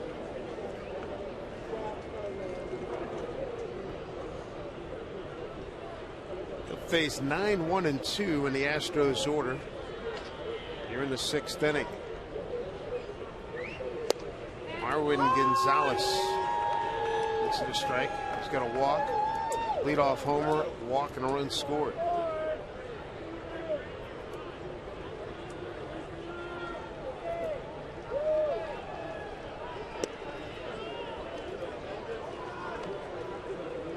Runs on 15 hits. The Houston Astros left 7 men aboard.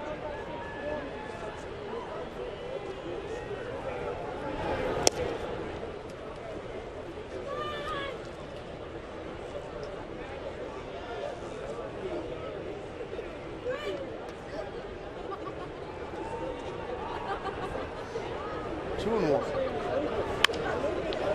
Oh, there's a little flare drop in. Here's Angie Menting.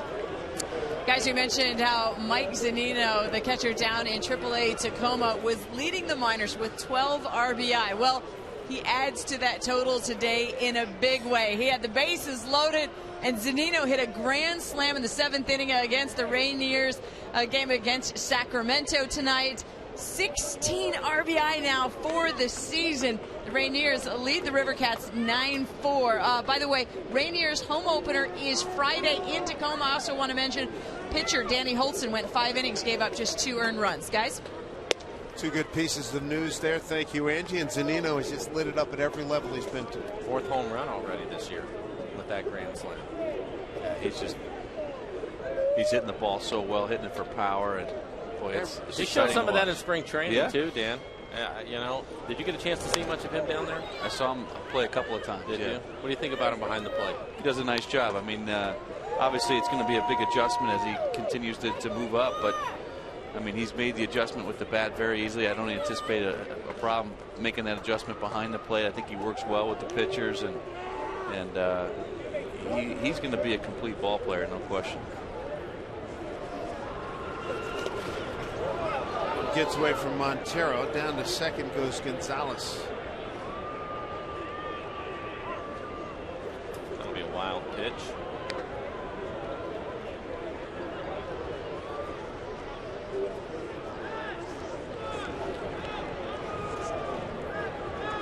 Radovich, official scorer, concurs with Mr. Flowers.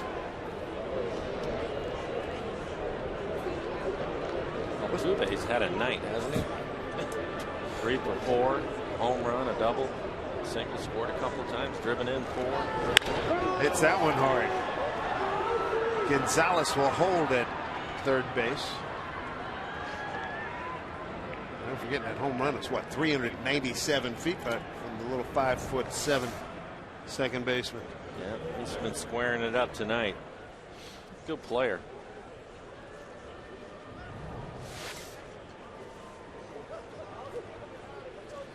With first base coach Dave Clark.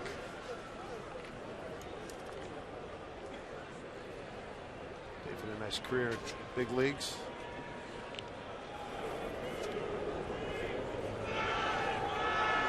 Look at 4 for 5.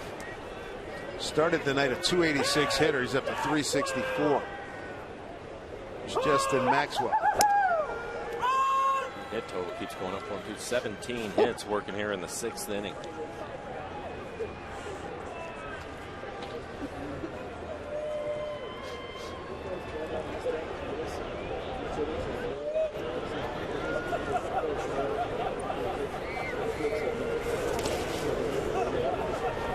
So lays off the breaking ball 1-1.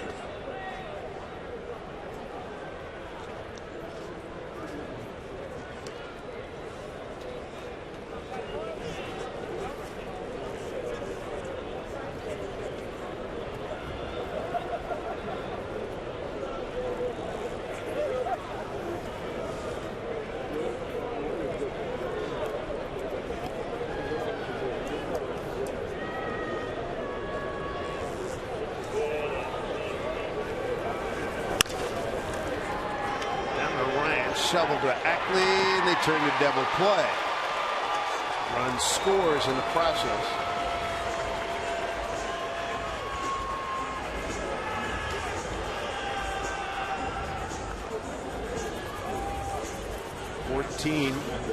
Runs on the board. Fairly routine double play for Brendan Ryan. Almost hit firmly.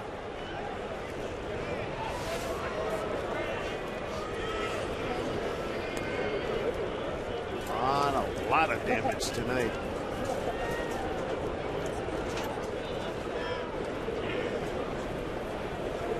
Here's Castro. Swing and a miss.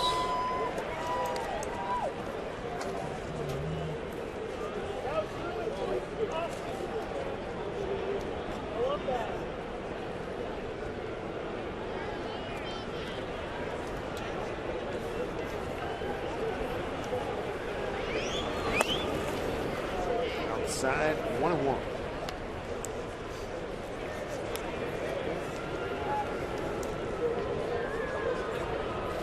Runs, 17 hits for Houston, 2 runs, 4 hits for the Mariners.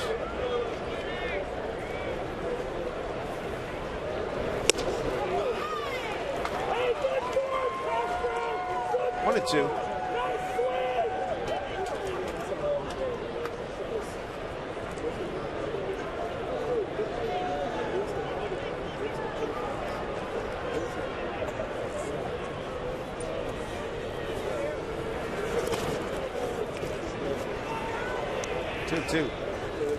Missed up by Jesus right there. We're talking about Castro with the painted fingernails earlier, Mike. Looks like Jesus is doing the same thing. He's got the neon yellow working.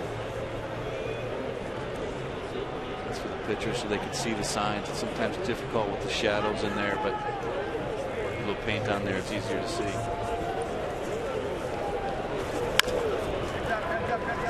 Color choice was always what's your favorite color? I never did paint my fingernails, but a couple times I've had to use tape so they could see it. But pitchers had a difficult time. Jamie was a guy that we used the touch signals with so that he didn't have to look at my fingers. It was where my glove was or a place on my body that I would touch with my hand, so it was much easier for him to see. He didn't have to look for the fingers.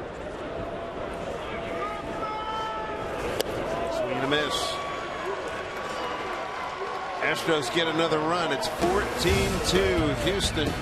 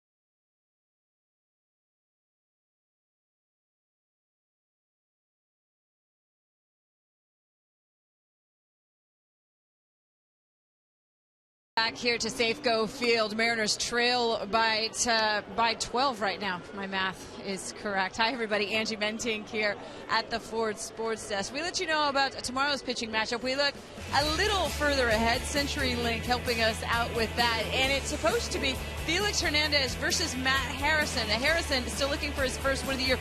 We are hearing rumors that he may be a scratch, so stay tuned. We will have the latest there. As for Felix Hernandez, remember, he is going for win number 100, and the Supreme Court is going to be in session. Felix Hernandez talks about how special it was, the game after his perfect game, to see the entire stadium yellow. So let's hope, guys, that once again we see a similar scene. All right, thank you, Angie. This one popped up by Smoke. Shortstop Gonzalez goes to get it, 1 out. Couple of changes for the Astros defensively. Chris Carter moved from left field. He is now taken over at first base for Brett Wallace. Martinez is in left field now. He moves from right field to left, and inserted into the game is Brendan Barnes in right field. Porter cutting his starting first baseman to break Brett Wallace. He's K'd 4 times tonight. He's having a tough time. Yeah. Not just tonight, but just at the start of this season. We talked about it earlier. So I almost want to say, hey, take a couple of weeks off. See him go to Vegas for a week. Yeah. Loosen up a little bit. I like the fact that he's doing this, though, and he'll probably give him a few days off out of the lineup, too, and have him work on some things. Try to find a way to get him right. We've all been there, right, Dan? Oh, man. Paul Clemens. His second inning of work. Eric Bedard started for Houston. 4 innings, 1 hit. Shutout baseball. 2 walks, 3 strikeouts. I know I had a couple of conversations with Lou about that. Take a few days off, get together with Lee Elia and see if we can work this out. Yeah. Mental break, more than anything.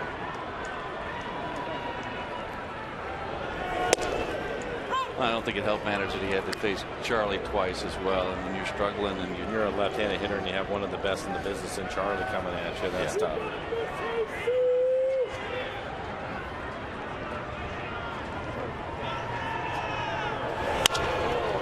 Bouncing ball knocked down by Dominguez. Scoop by Carter got him 2 down.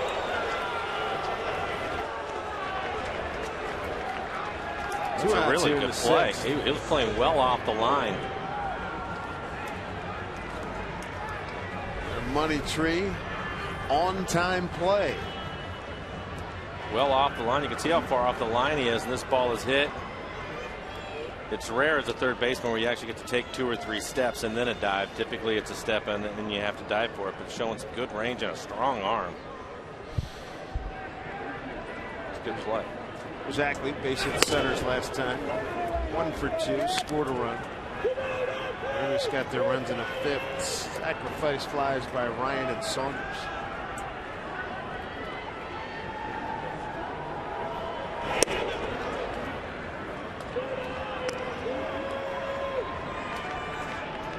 Tuno.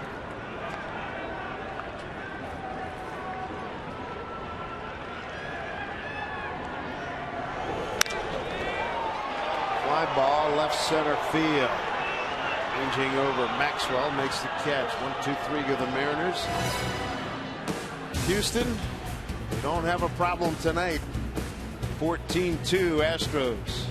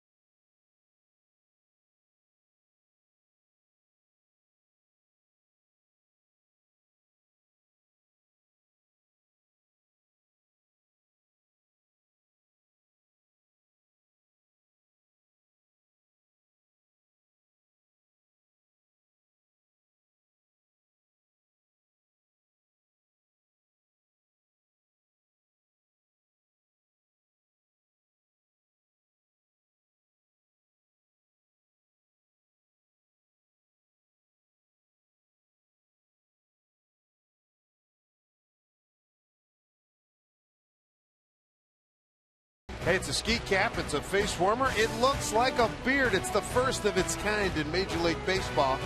It's Beard Hat Night. The first 20,000 fans on Friday, April 26th, take home their very own beard hat. The Mariners take on the Angels. Get your hands on this unique giveaway when you get your tickets for Beard Hat Night at Mariners.com.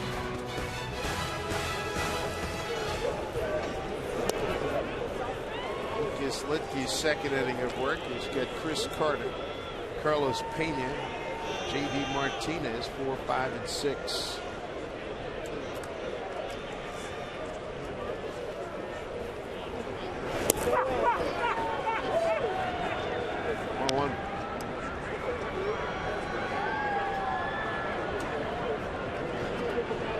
Wrap up this series with Houston tomorrow, as Angie mentioned, Thursday.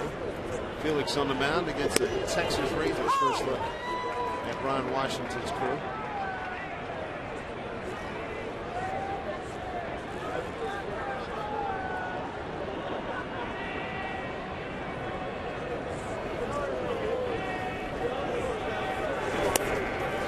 Quick wave, and Carter's gone. Licky, his second strikeout. One out here in the 7th.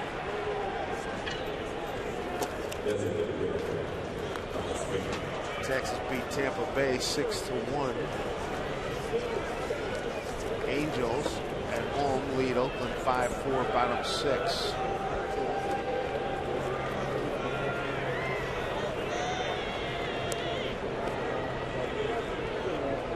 Here's Carlos Pena. 2-run double, single right, strikeout, and walk.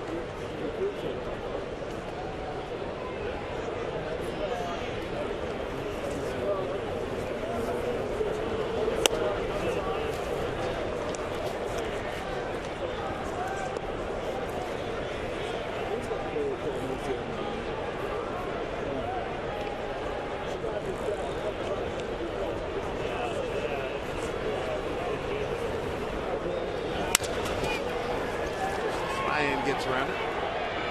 Throws out Pena, 2 down.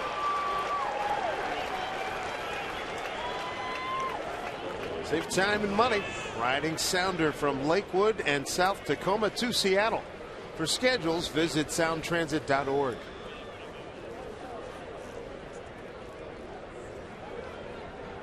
Big RBI nights here as we look at the Mariners vision. Is that a beauty or what? You think it looks good on TV? You should see it here at the ballpark.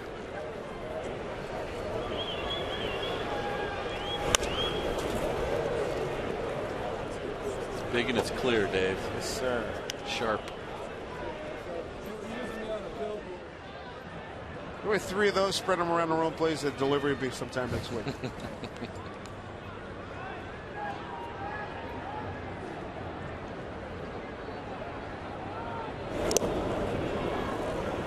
Tuve has driven in 4 runs. Chris Carter's driven in 2. Pena's driven in 2. 3 for Martinez, 1 for Dominguez, and 1 for Gonzalez.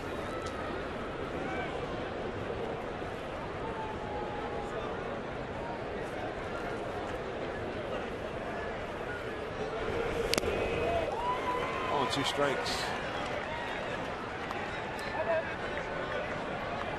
Lucas has done a much better job this inning. Mike's breaking ball has been very effective down in the strike zone. He's had good command of it down there. It's been difficult tonight. There's another one. Perfect pitch. Yeah. Worked out well. Lucas Litke struck out 3 in his 2 innings of work, giving up just 1 run since he came into the game. 14-2 Astros.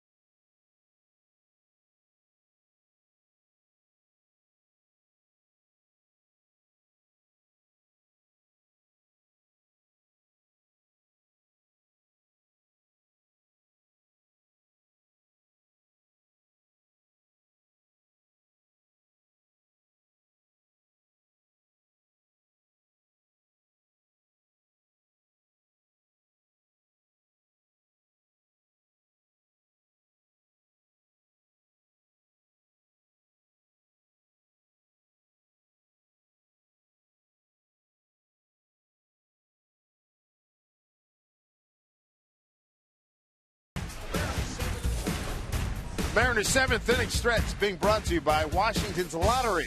Want more chances to win some cash? Buy a $5 Mega Millions ticket with a $5 Mega Plier and receive a voucher for a chance to win one of 5 $1,000 prizes each week. Play bonus play from Washington's Lottery today. Visit WALottery.com for details. Beautiful night here in Seattle. Scoreboard, not so pretty, but they're having fun here. Dave Sims, Mike Flowers, Dan Wilson with us tonight. Jay Buhner will join us on Thursday. Robert Andino to lead it off here in the home 7th. Andino took a cold third strike back in the 3rd inning. Doubled down the left field line in the 5th. It's his 2nd Mariner hit.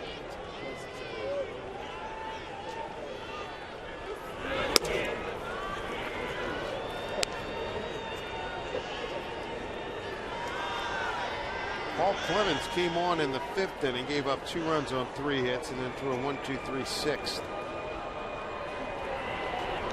Bedard started.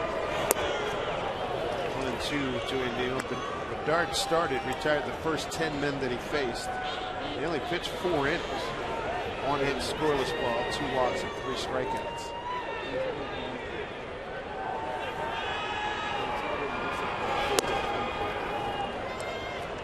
Two.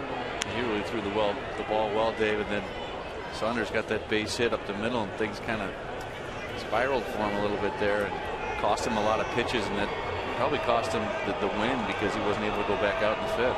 66 pitches for Bedard, 39 for strikes.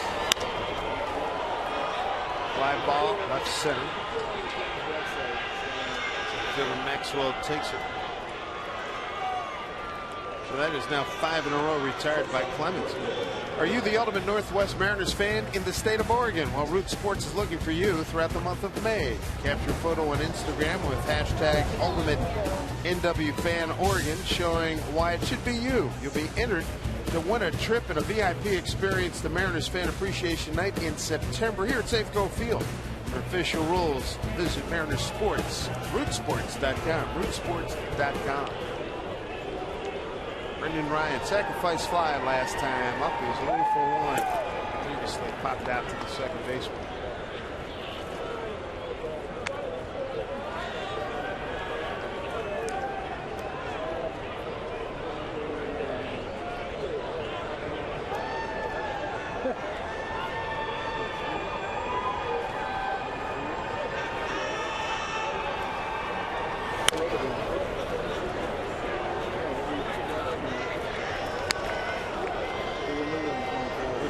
You're in a short end game like this. You're in the 7th inning. Just get a good couple, whatever at bats you got left.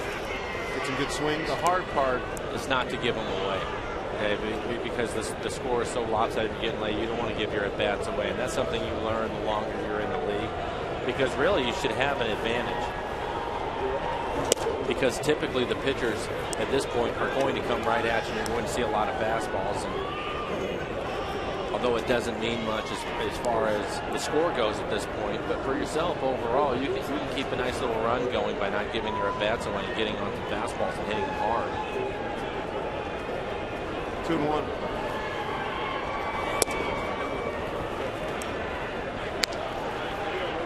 Three and 1 to Ryan with Jason Bay on deck. Jason attempts a pinch hit for Gutierrez in the 5th inning. Good infield hit.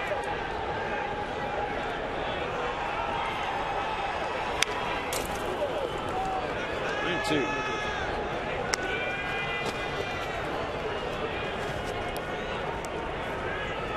Ride that Mets way. Ride that Mets way. Exactly.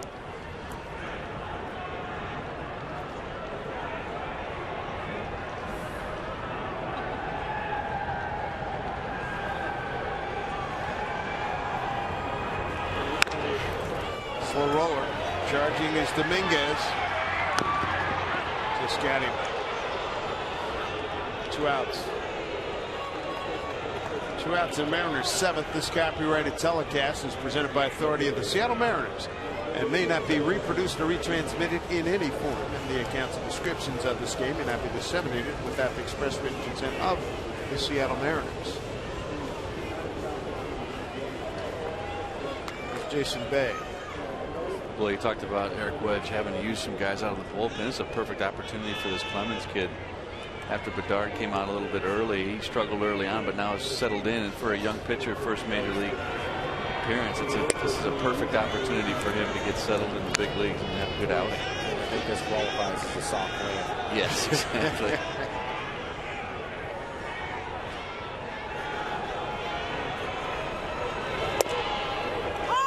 Did commit 1-1.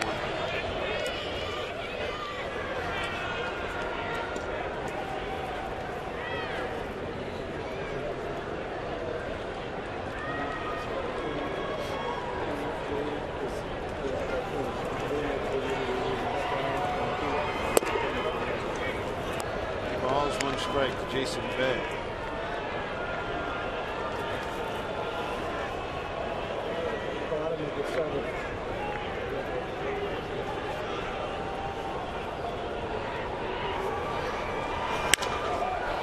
And high and deep, left field. Jason Bay has got his first Mariners home run. Got an infield hit and cranks a homer. Mariners have their 3rd run of the ball game. Well, then that's what we were just talking about. Jason getting a chance to get in this game and get a couple of at-bats. He's now 2 for 2, hits his first home run, but a veteran guy not giving an at-bat away. Gets a fastball up and in the middle of the plate. You take a look at the location of it. Still showing some good power. Headed into the second deck of Edgar's Cantina out there in left field. I thought he had a chance to hit it up into the second deck period. Yeah. Well, it almost hit the facade there in the top part of the seats. Carter takes it. Highlight of the inning for the Mariners, the 212th career home run for Jason Bay, his first as a Mariner. 14-3 Houston.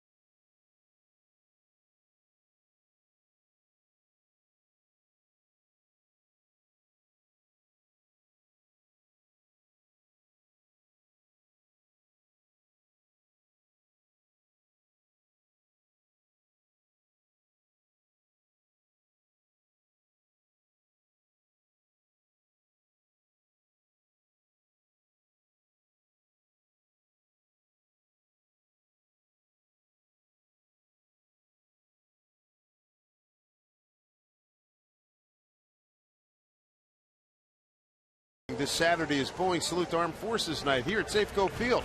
Mariners will be taking on the Rangers, in addition to honoring the men and women of the U.S. military in a special pregame ceremony.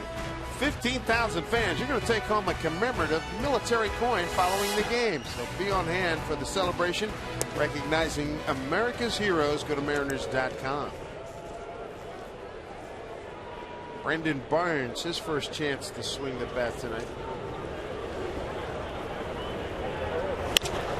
That's a fair ball down the line. Past Andino. Barnes will lead off double.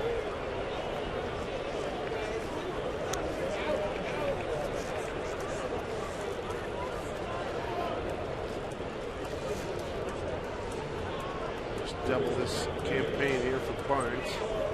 Bring up Matt Dominguez, third baseman.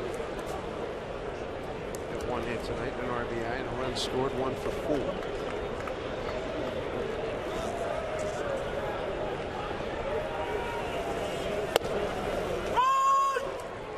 Third inning of work for Lucas Litke, giving up a run on 3 hits.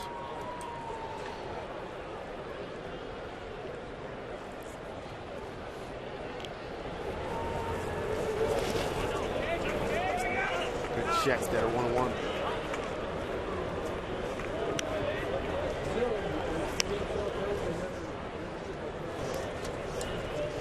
You're talking about the hitting earlier, Dan. As a catcher, seeing Montero back there. He sat there back there the whole time. How hard is it for him not to just sit back there and ask for the fastball? I mean, really. Yeah. No, yeah, you know, just like you don't want to give at bats away, these pitchers really need to continue to work. And there's a base hit in the left center field. Holding is Barnes. 19 hits. Houston Astros. I guess you have to keep working hard for them, because Lucas tonight, for example, is eating up innings, which is a lot of value to that. And certainly don't want his ERA to be inflated because of it. Yeah, we saw last inning him working on that nice breaking ball and doing a nice job with that. Doing what Eric Wedge has asked him to do, which is eat up some innings.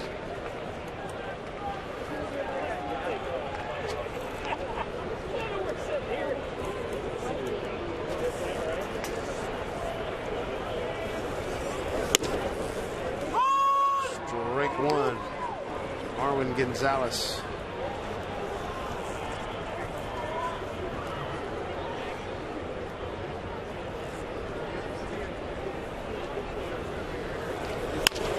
Off the fist, gets through, another run. 20th hit, 15th run.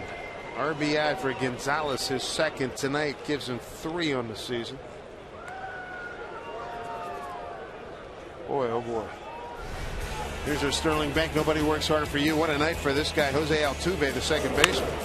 4 hits on the night, including that home run for Altuve, his first of the year. He is a triple short of the cycle for tonight. Leadoff hitter for the Astros.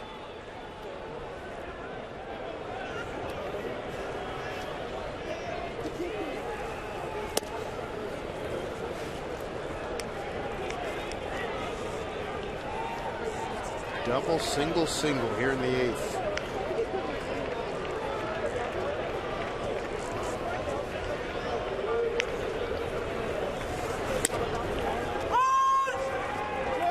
That base hit from Gonzalez gives the Astros 20 hits on the night.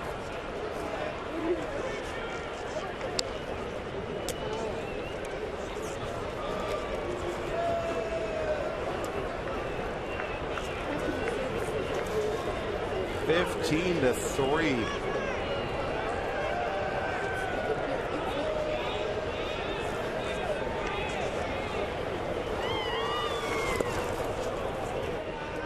Check the swing. 2-1. Just joining us, the Astros sent 11 men to the plate the first inning. They chased Brandon Bauer 2/3 of an inning. 7 hits, 6 runs, all earned, a walk, 2 Ks.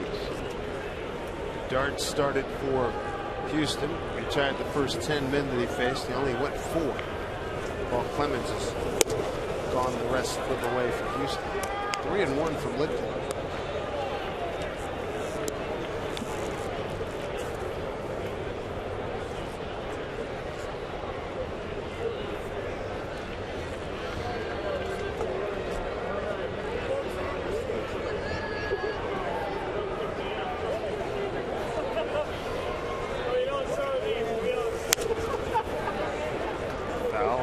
Dugout. Next pitch would be 40 for Lucas tonight.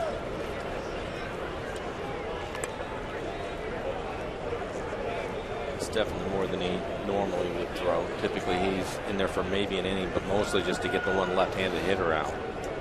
This has been a longer outing for him. 3-2, 2 out Tuve. Couple of men on. Popped it up. Jason Bay coming in. Oh, man, that just got away from him.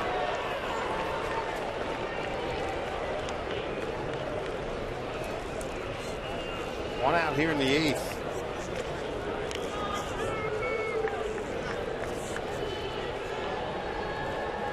Here's Justin Maxwell. His 6th plate appearance. Not many of the 10,745 still on hand here. John Jason has checked in, 3-run homer for Oakland. A's lead at Anaheim 7-5. Committed. There's a strike. Been a back and forth tussle down in Anaheim. The Angels had come back to take a 5-4 lead after trailing 4-0.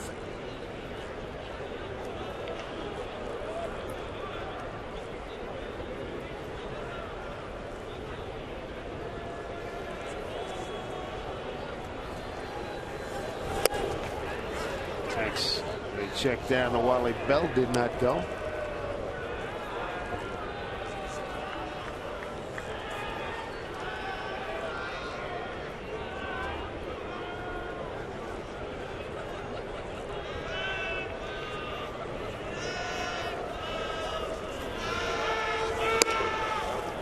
High, 2 balls, 1 strike.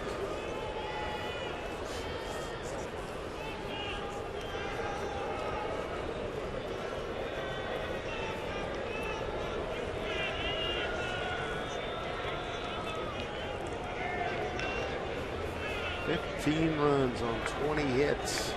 For Houston, Mariners 3 runs on 5 hits.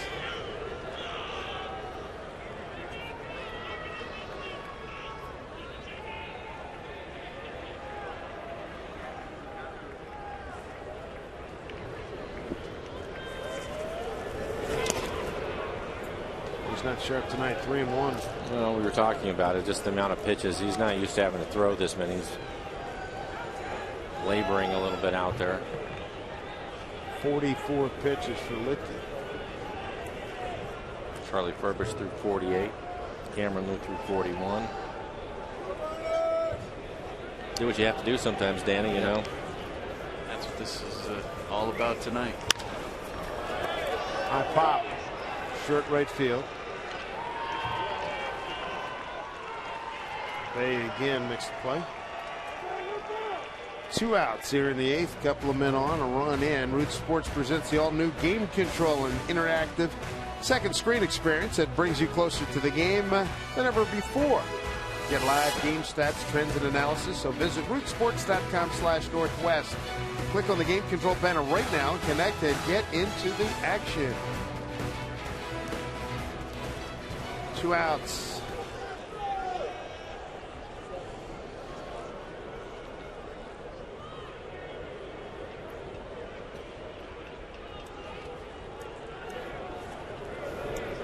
Carlos Corcoran, pinch hitting, and a drive to right.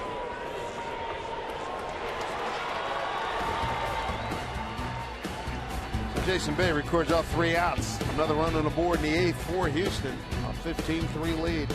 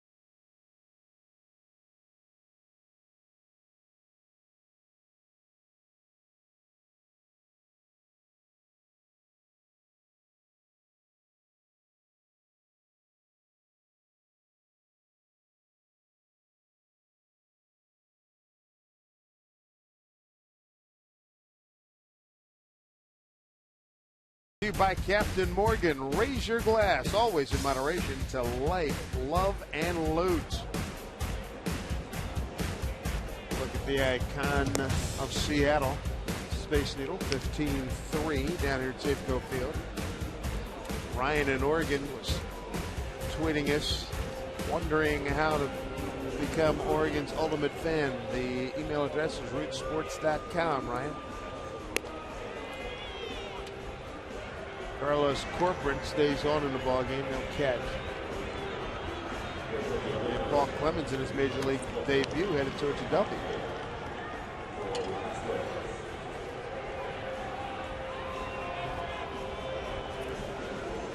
After a shaky start there in the 5th, he's really come in, done a pretty nice job. Again, eating up some innings for Houston, but great opportunity for him to get his feet wet here in the big leagues. I agree, and he came in and struggled with the strike zone. His next pitch will be 50 for him, but he's pitched much better than that, outside of the home run that he gave up to Bay on a fastball that was up and in the middle of the plate. He's doing what he's supposed to, and now he's throwing strikes and working ahead of some hitters. Probably just being extended, Danny, has helped him too. He had to be amped up for that first inning that he came. Oh, yeah, you could tell he was struggling with his location, couldn't find his fastball, and trouble with the breaking ball, but since then really has settled into a nice groove. Raul Ibanez, his second plate appearance, came on as a pinch hitter for Morales in the 5th. I think it really doesn't matter whether you're a pitcher or a hitter when you first get here, whether it's an at-bat or two or a game or whatever it may take, an inning or two. Just trying to get the game to slow down. It's tough. Raul drives one deep to right field, and that ball's gone. Raul Ibanez checks in with a home run. And for Raul, his first in his 3rd stint with the Mariners. Got it on an 0-2 pitch. So now, Raul and Jason Bay, two guys that didn't start the game, came in as replacements. Have enjoyed themselves, both of them hitting home runs tonight. That was on a hanging breaking ball. Let's take a look at it. This is a curveball that stays right in the middle of the plate. Raul has carved out a pretty good career hitting that pitch. Take a look at our McDonald's Supermo. First homer of 2013 for Raul Ibanez. Career blast number 272.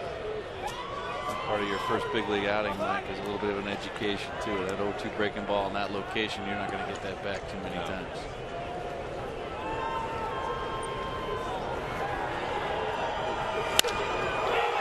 High drive, deep left center field off the bat of Morse. That ball is gone. Michael Morse with his 6th home run. 3 of the last 4 hitters have homered for the Mariners, including back-to-back here in the 8th. Michael Morse, 9th RBI.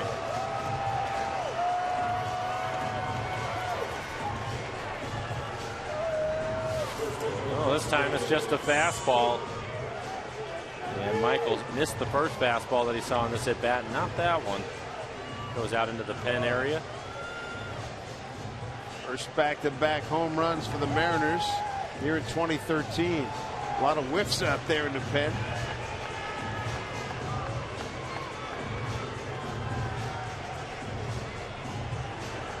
Guy comes diving in, boy, trying to separate bodies. Pretty good effort out there. Boy.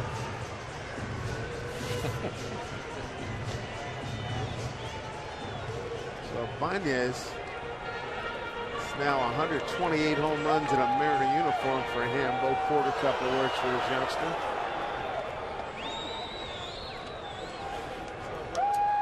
Victor Embrees.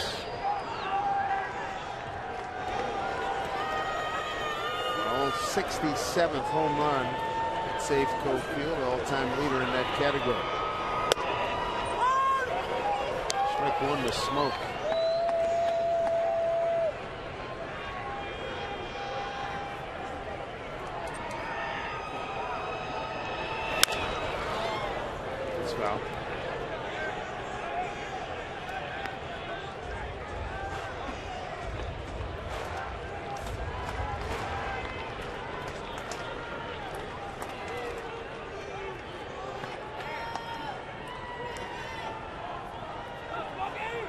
Paul Clemens in his major league debut. Couldn't ask for a bigger cushion there.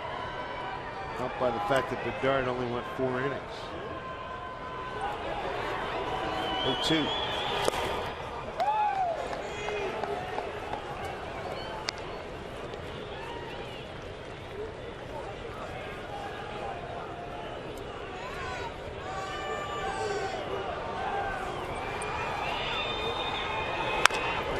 Got out in front of that one. Carter taking himself. First out.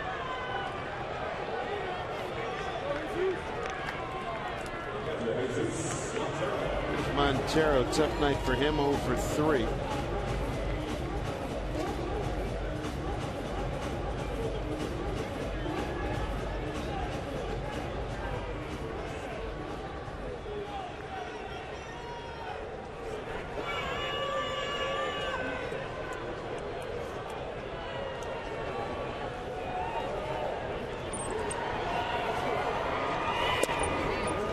Montero.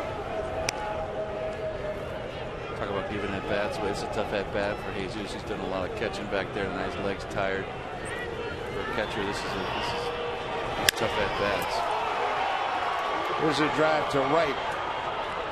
Caught out there by Barnes. 2 outs. 4 home runs for Houston, 3 by the Mariners tonight. Make sure you keep up with your favorite Northwest teams by signing up for the Root Sports E-Connect, your weekly email newsletter that keeps you up to date with programming, highlights, scores, and exclusive Root Sports team partner promotions. Visit rootsports.com. Sign up today.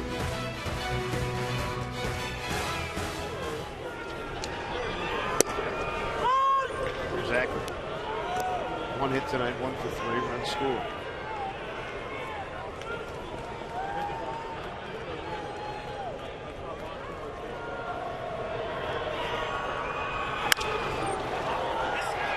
Fly ball, left field, center fielder coming over. He makes the play, Maxwell, and that'll do it. Ibanez and Morse homer here in the 8th. To the 9th inning we go. 15-5 Astros.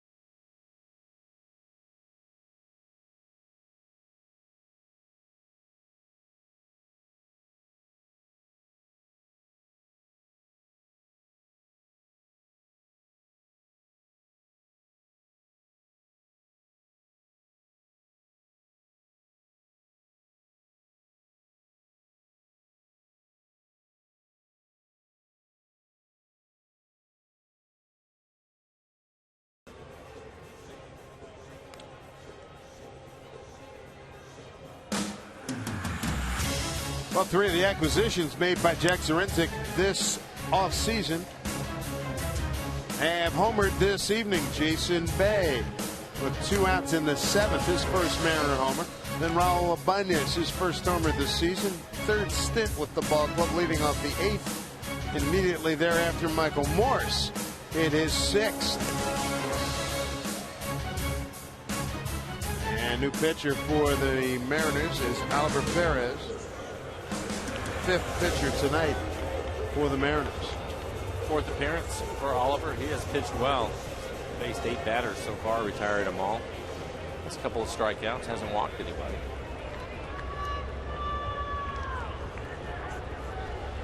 Here in the ninth, he's got Chris Carter, Carlos Pena, and J.D. Martinez.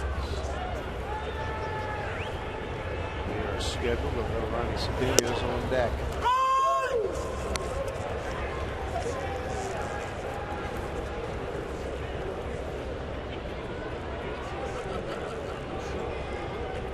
Carter's had a nice night. 2 runs, got 3 hits.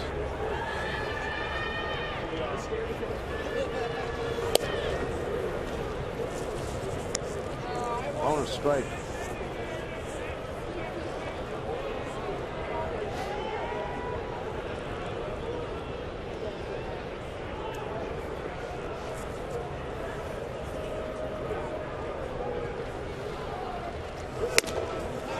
Outside, 2-1. Lucas Litke, 3 innings of 5 hit, 2-run ball, both earned. No walks and 3 strikeouts. And the key is the 3 innings that he was able to go tonight. Jose Barris getting loose in the pen for the Astros.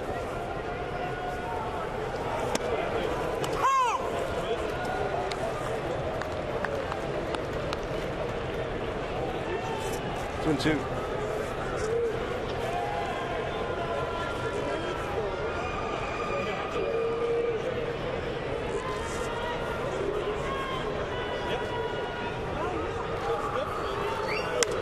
Look out.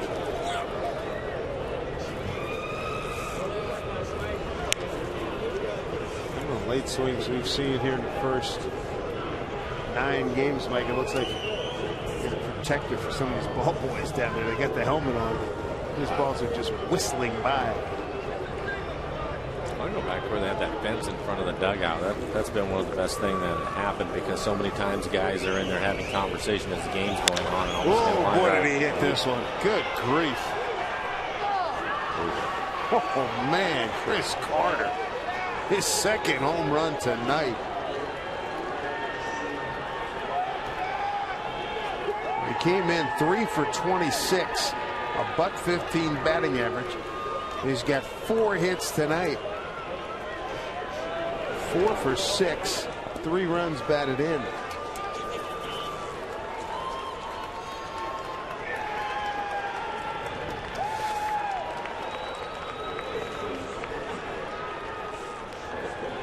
Eight combined home runs tonight, 5 for Houston, 3 for the Mariners. Full extension on that one. Yeah, his first home run, Dave, was that breaking ball that he just muscled out. But this is a fastball, and he hits that ball. Get some quick hands on that pitch. He is strong. Here's Ronnie Cedillo pinch hitting. Carlos Pena.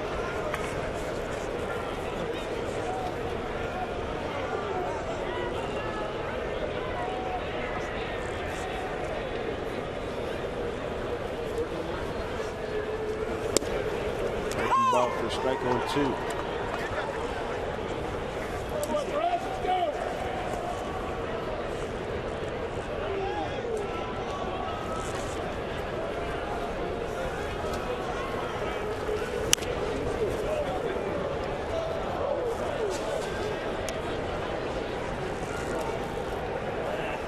Got some length on some of these home runs too. Carter's the hardest hit tonight, I think so, right? You agree? Second one that he hit. I mean, first one wasn't too shabby. He hit a line drive over the bullpen. I think that has to be there. I'll tell you what, there wasn't anything cheap about the one Jason Bay hit either. Correct. No.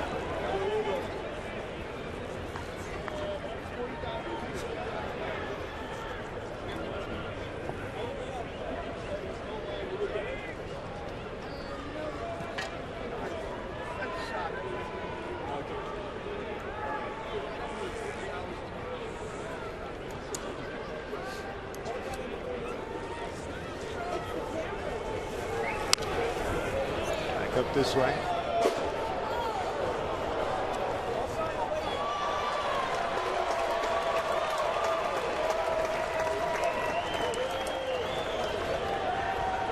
Fifth pitcher used by the Mariners tonight.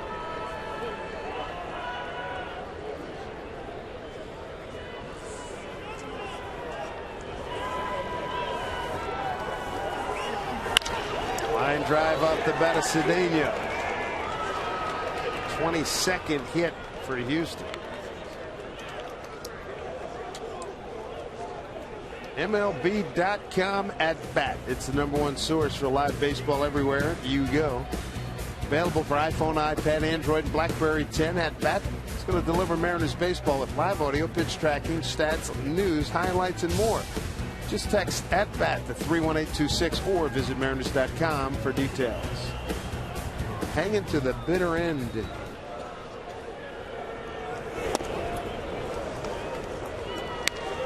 J.D. Martinez, driven in 3.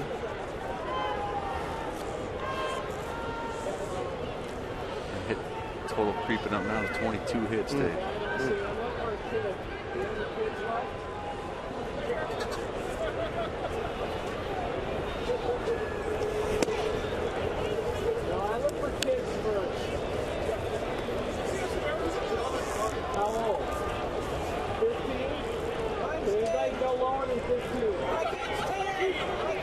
Series finale tomorrow. 7:10 first pitch. Blake Bevan and Brad Peacock. Strange how it goes sometimes, Dan. I was just thinking the last few years, I can't think of too many games where the Mariners pitching has been hit the way they've been hit tonight. I think you chalk a lot of it up to just early in the season you had a young kid going for you to start, but I haven't seen that very often with these guys. Down goes Martinez for the first out. Certainly hard to remember a night like this, Right. especially at home with the Mariner pitching. Right.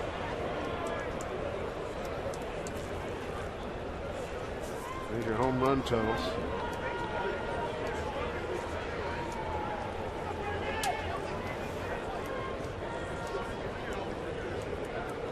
Here's Brandon Barnes.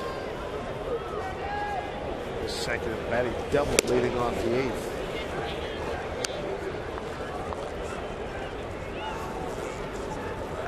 And he plays Brett Wallace, who's having a nightmare with 4 strikeouts.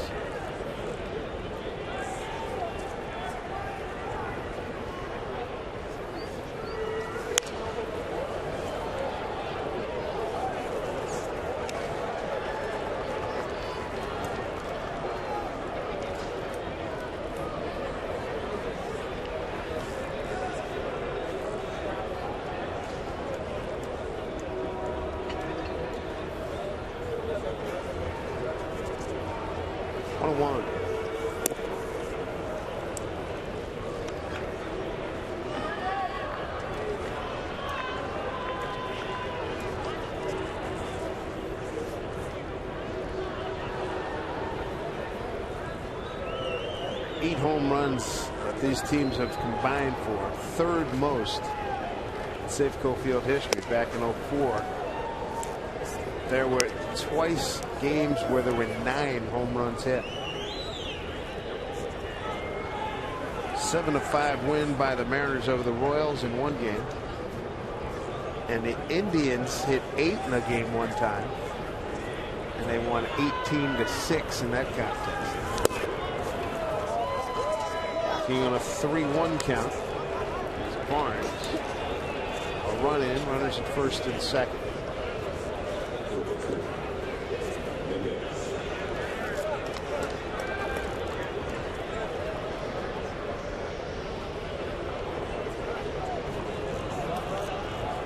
Brings up Matt Dominguez, got an infield hit and an RBI. Since then, he's grounded out to third twice, once to second, and got a base hit to center.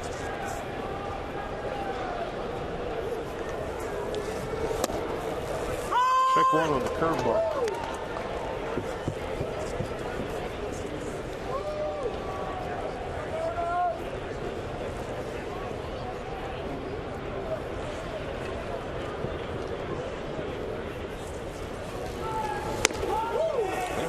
So far in this inning, as we talked about, low throwing 41 pitches, Charlie 48 and 41 for Lucas. I think he was hoping to get Oliver out there, have somewhat of a quick inning, but he's up to 23 pitches now here in this inning. So the bullpen is going to be in some rough shape come tomorrow. So we They're missing a breaking ball. Texas Rangers come to town for 4.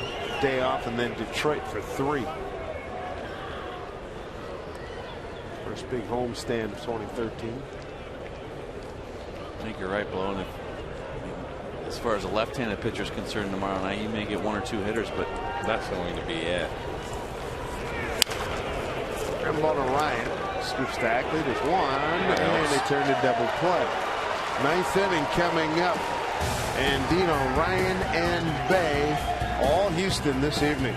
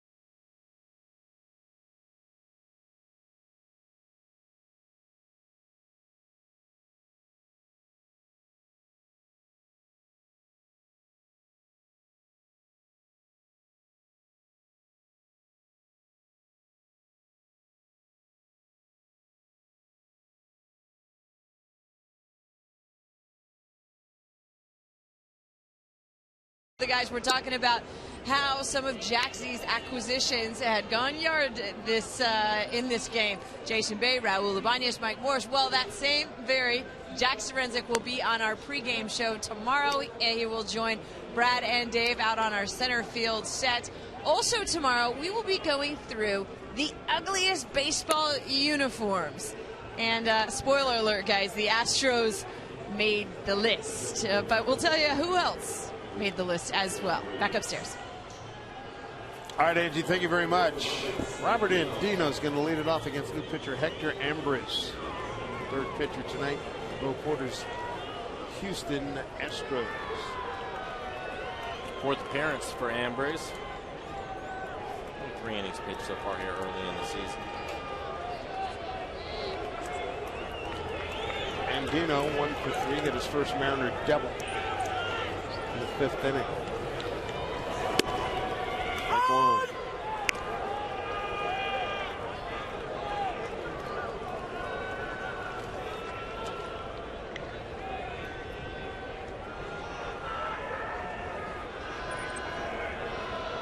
$16 runs on 22 hits. Ambrose, big lead, just bunking in some strikes here. 5 runs, 7 hits for the Mariners. They've hit 3 home runs.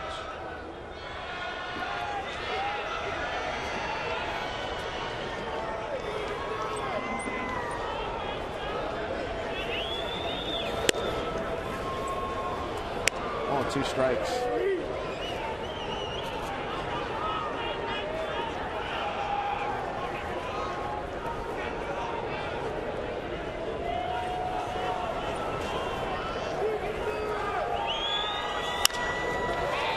Ball right field for Barnes. 1 out. Well, Dave, Curtis just informed me the worst loss for the Mariners. I was actually playing it. He asked me if I remembered it. Clearly, I do not. That's one you definitely want to flush. April 17th, 1993. Danny, you weren't here yet, right? Your first year was 94? Yep. 1993 against the Tigers. Right. At Detroit? Yes. 20-3 was the loss. Bill Kruger pitched that game for the Tigers. Went 7 innings, 4 hits, 2 runs. So he pitched well. And at Val, was a solid 2 for 2 to raise his batting average at that point to .321. Come on. I was the 0 for Val. I was 0 for 4. Listen to him out there. Do you remember any of that game, Val? Blow. 2 for 2. You think I'm going to forget a night like that? No way. Well, but this is kind of what I thought of. And by the way, that's really good 2 for 2. But 2 for 2 tells me that by about the 5th inning of that game, you tapped out and left it up to somebody else. It was Billy Hasselman came in and picked me up. I was kind of the Kendrys Morales that night. Kendrys, I think, had 2. Right, Kendry had 2 at bats here tonight, and he went on and took it into the house. Well, I just saw you put that number 2 down right there. You might have should have done that in the game. Maybe we wouldn't have got so bad. Dave Valley and Bill Kruger and company and Brad Adam getting ready for the postgame show as Ryan comes out with a base hit. And they're getting ready. There's Brad and Dave out and straight away center field. We're right above the A in Safeco Field as he looked at that shot. It wasn't your fault, Val. Oh, I can see him there, too. After they scored a few runs, he was getting frustrated, and I guarantee you it was fastball, fastball, fastball. Second base hit, pinch runner, please. You know that happened. Foul. And the worst part about all of that, as you know, Danny, from knowing Val for all these years, is if he was up in the clubhouse by the 5th inning, there wasn't anything left of that spread after the rest of us took the beating.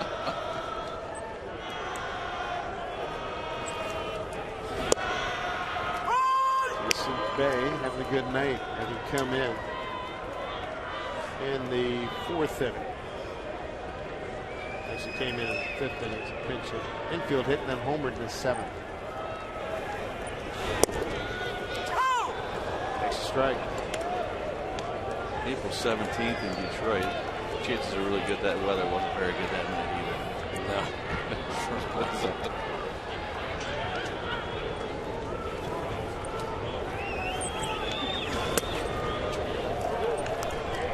2.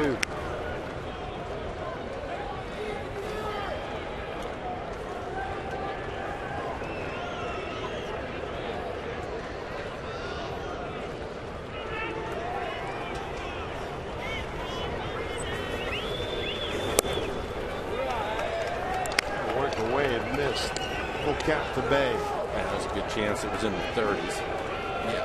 Which gets us to Bill Kruger, by the way. He gets a big lead. You know he was just throwing heaters in on your hands the whole time, taking advantage of that. Billy, smart left-handed pitcher. Bay walks.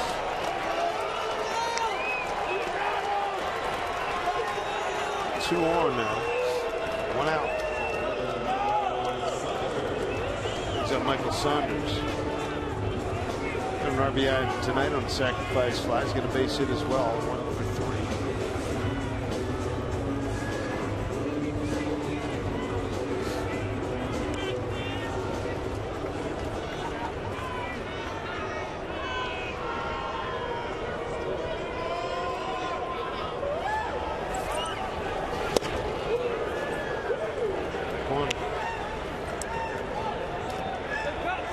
There was nothing shocking about me being 0 for 4 in April.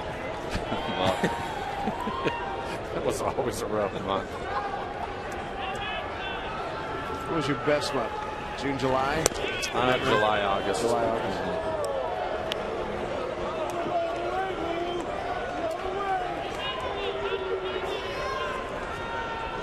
I think that's the one for a lot of it. Yeah, it's nicer, a little bit warmer. Yeah.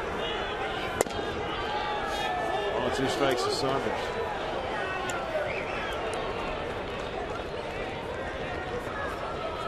I can remember you telling me that the first year I was here. We're talking, it was April. You said, "Don't worry, Danny, I'll be there. I'll be there when it gets warmer," and you were. It was more me convincing myself. 2 and 2. Because I was telling you the same thing in '95 too.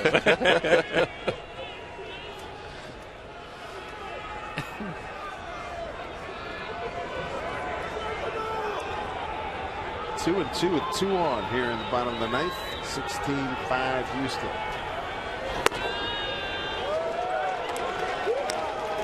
Embers thought he had a strike. And Gonzalez said, no, you don't. Full count to Saunders. Raul Ibanez is on deck. Raul has walked and homered tonight. High pop, short left field. Martinez, out number 2.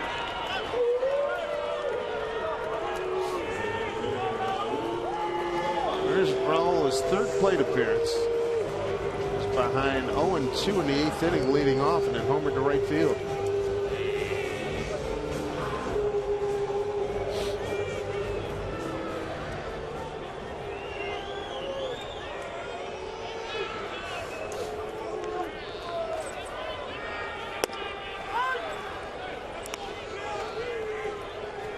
Quick one to Raul.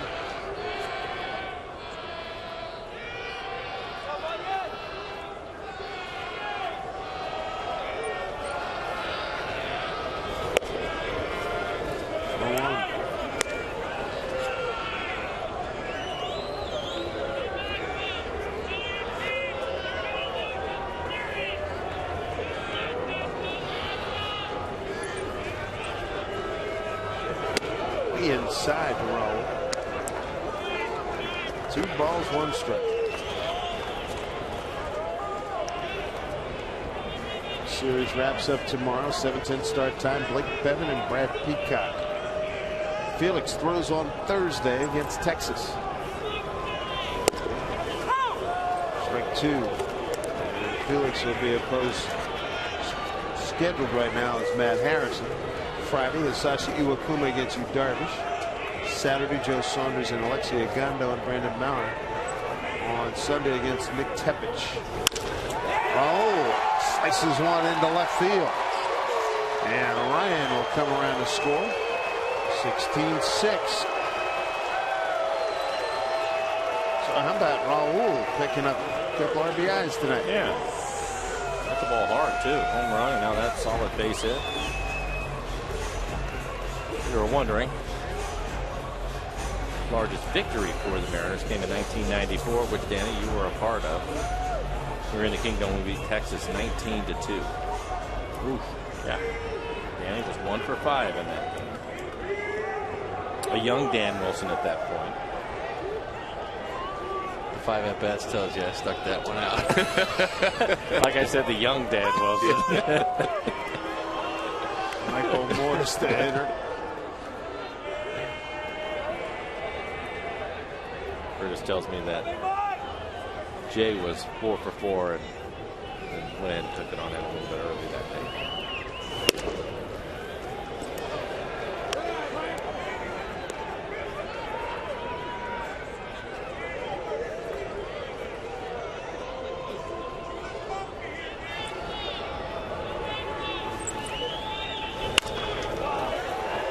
Tuve boots it, has time, throws wildly. Here comes a run home. Bay, Ibanez the third, Morse the second. How about this? So E4. Bay scores. And all the way around the third is Ibanez. This looked like just a routine play. Altuve, good fielding second baseman. He still had time, and then he throws it away. The Mariners have runners at second and third now. 16-7 Houston. Here's one you'll like, Dave. In that game that the Mariners won 19-2. Right. There was only one pitcher for the Rangers that threw a scoreless inning, and he's still active today. Darren Oliver. Good Lord. What year are we talking? 1994. Oh, man. Wow. Saw Dio on the Hughes, and I saw him in a highlight a couple nights ago. Yeah. Good grief. How about that? As you said, well, that would have been a young Darren. Well, he's left-handed. Yeah, he's 41-42 now.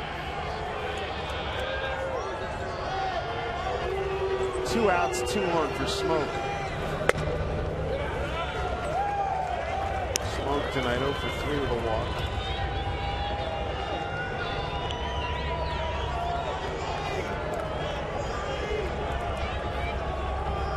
2 outs, 2 on. 2-0 the count. Mariners have 7 runs on 9 hits.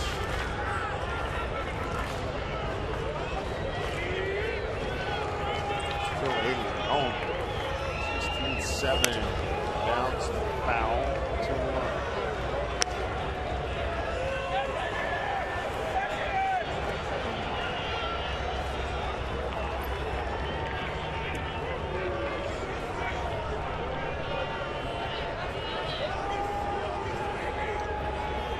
Balls, 1 strike. Smoke.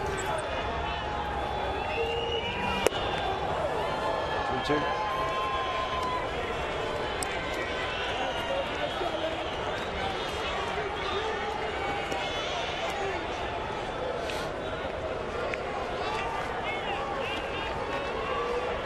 Mariners down to their last strike.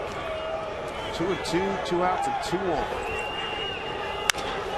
That's a base hit. How about this? Ibanez scores. Morris right behind him. 16-9. Couple RBIs for Smoke. All of this with 2 outs. It's a good attitude now for Justin Smoke. Justin off to a slow start, but picks up a base hit. Drives in a couple of runs. Take a look at the swings. Pitch up and out over the plate. Looks like a changeup. Stays on it just long enough to hit it back up the middle. Didn't roll over on it. Nice piece of hitting on that ball. Up, low, that little change. And you mentioned staying on it. That's the tough part of that pitch. And he stayed on it very well. When it's up in the zone, it's a little easier to do. But solid base hit. Picked up a couple RBIs. Help the attitude a little bit. Yeah, that's for sure. Absolutely. Running the 7th, 2 in the 8th, 4 here in the 9th.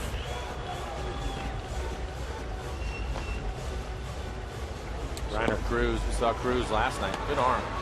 He was in the mid-90s with his fastball.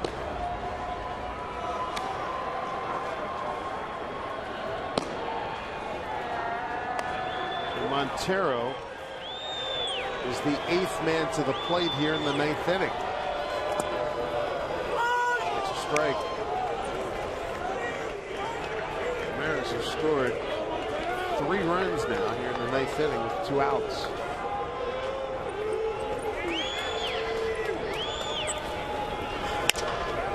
Slow ground ball. Dominguez throws Montero out, and that's the ball game. 16-9 this series, even in a game apiece. Tomorrow it will be Blake Bevan against Brad Peacock in the rubber match. 3 hours and 36 minutes. This game got out of hand early for the Mariners. Well, a lot of work ahead of Brandon Maurer. Going to have to get some work in the bullpen, Danny, before his next start. He's going to have some time off, and then other than that, you just file this one away and move on to tomorrow. Absolutely. Going to work on some things in the bullpen between starts here, but you know, the bright spot really the hitting of Jason Bay and Michael Morse and Raul Ibanez. You know, big offseason pickups. These guys driving the ball here at home, and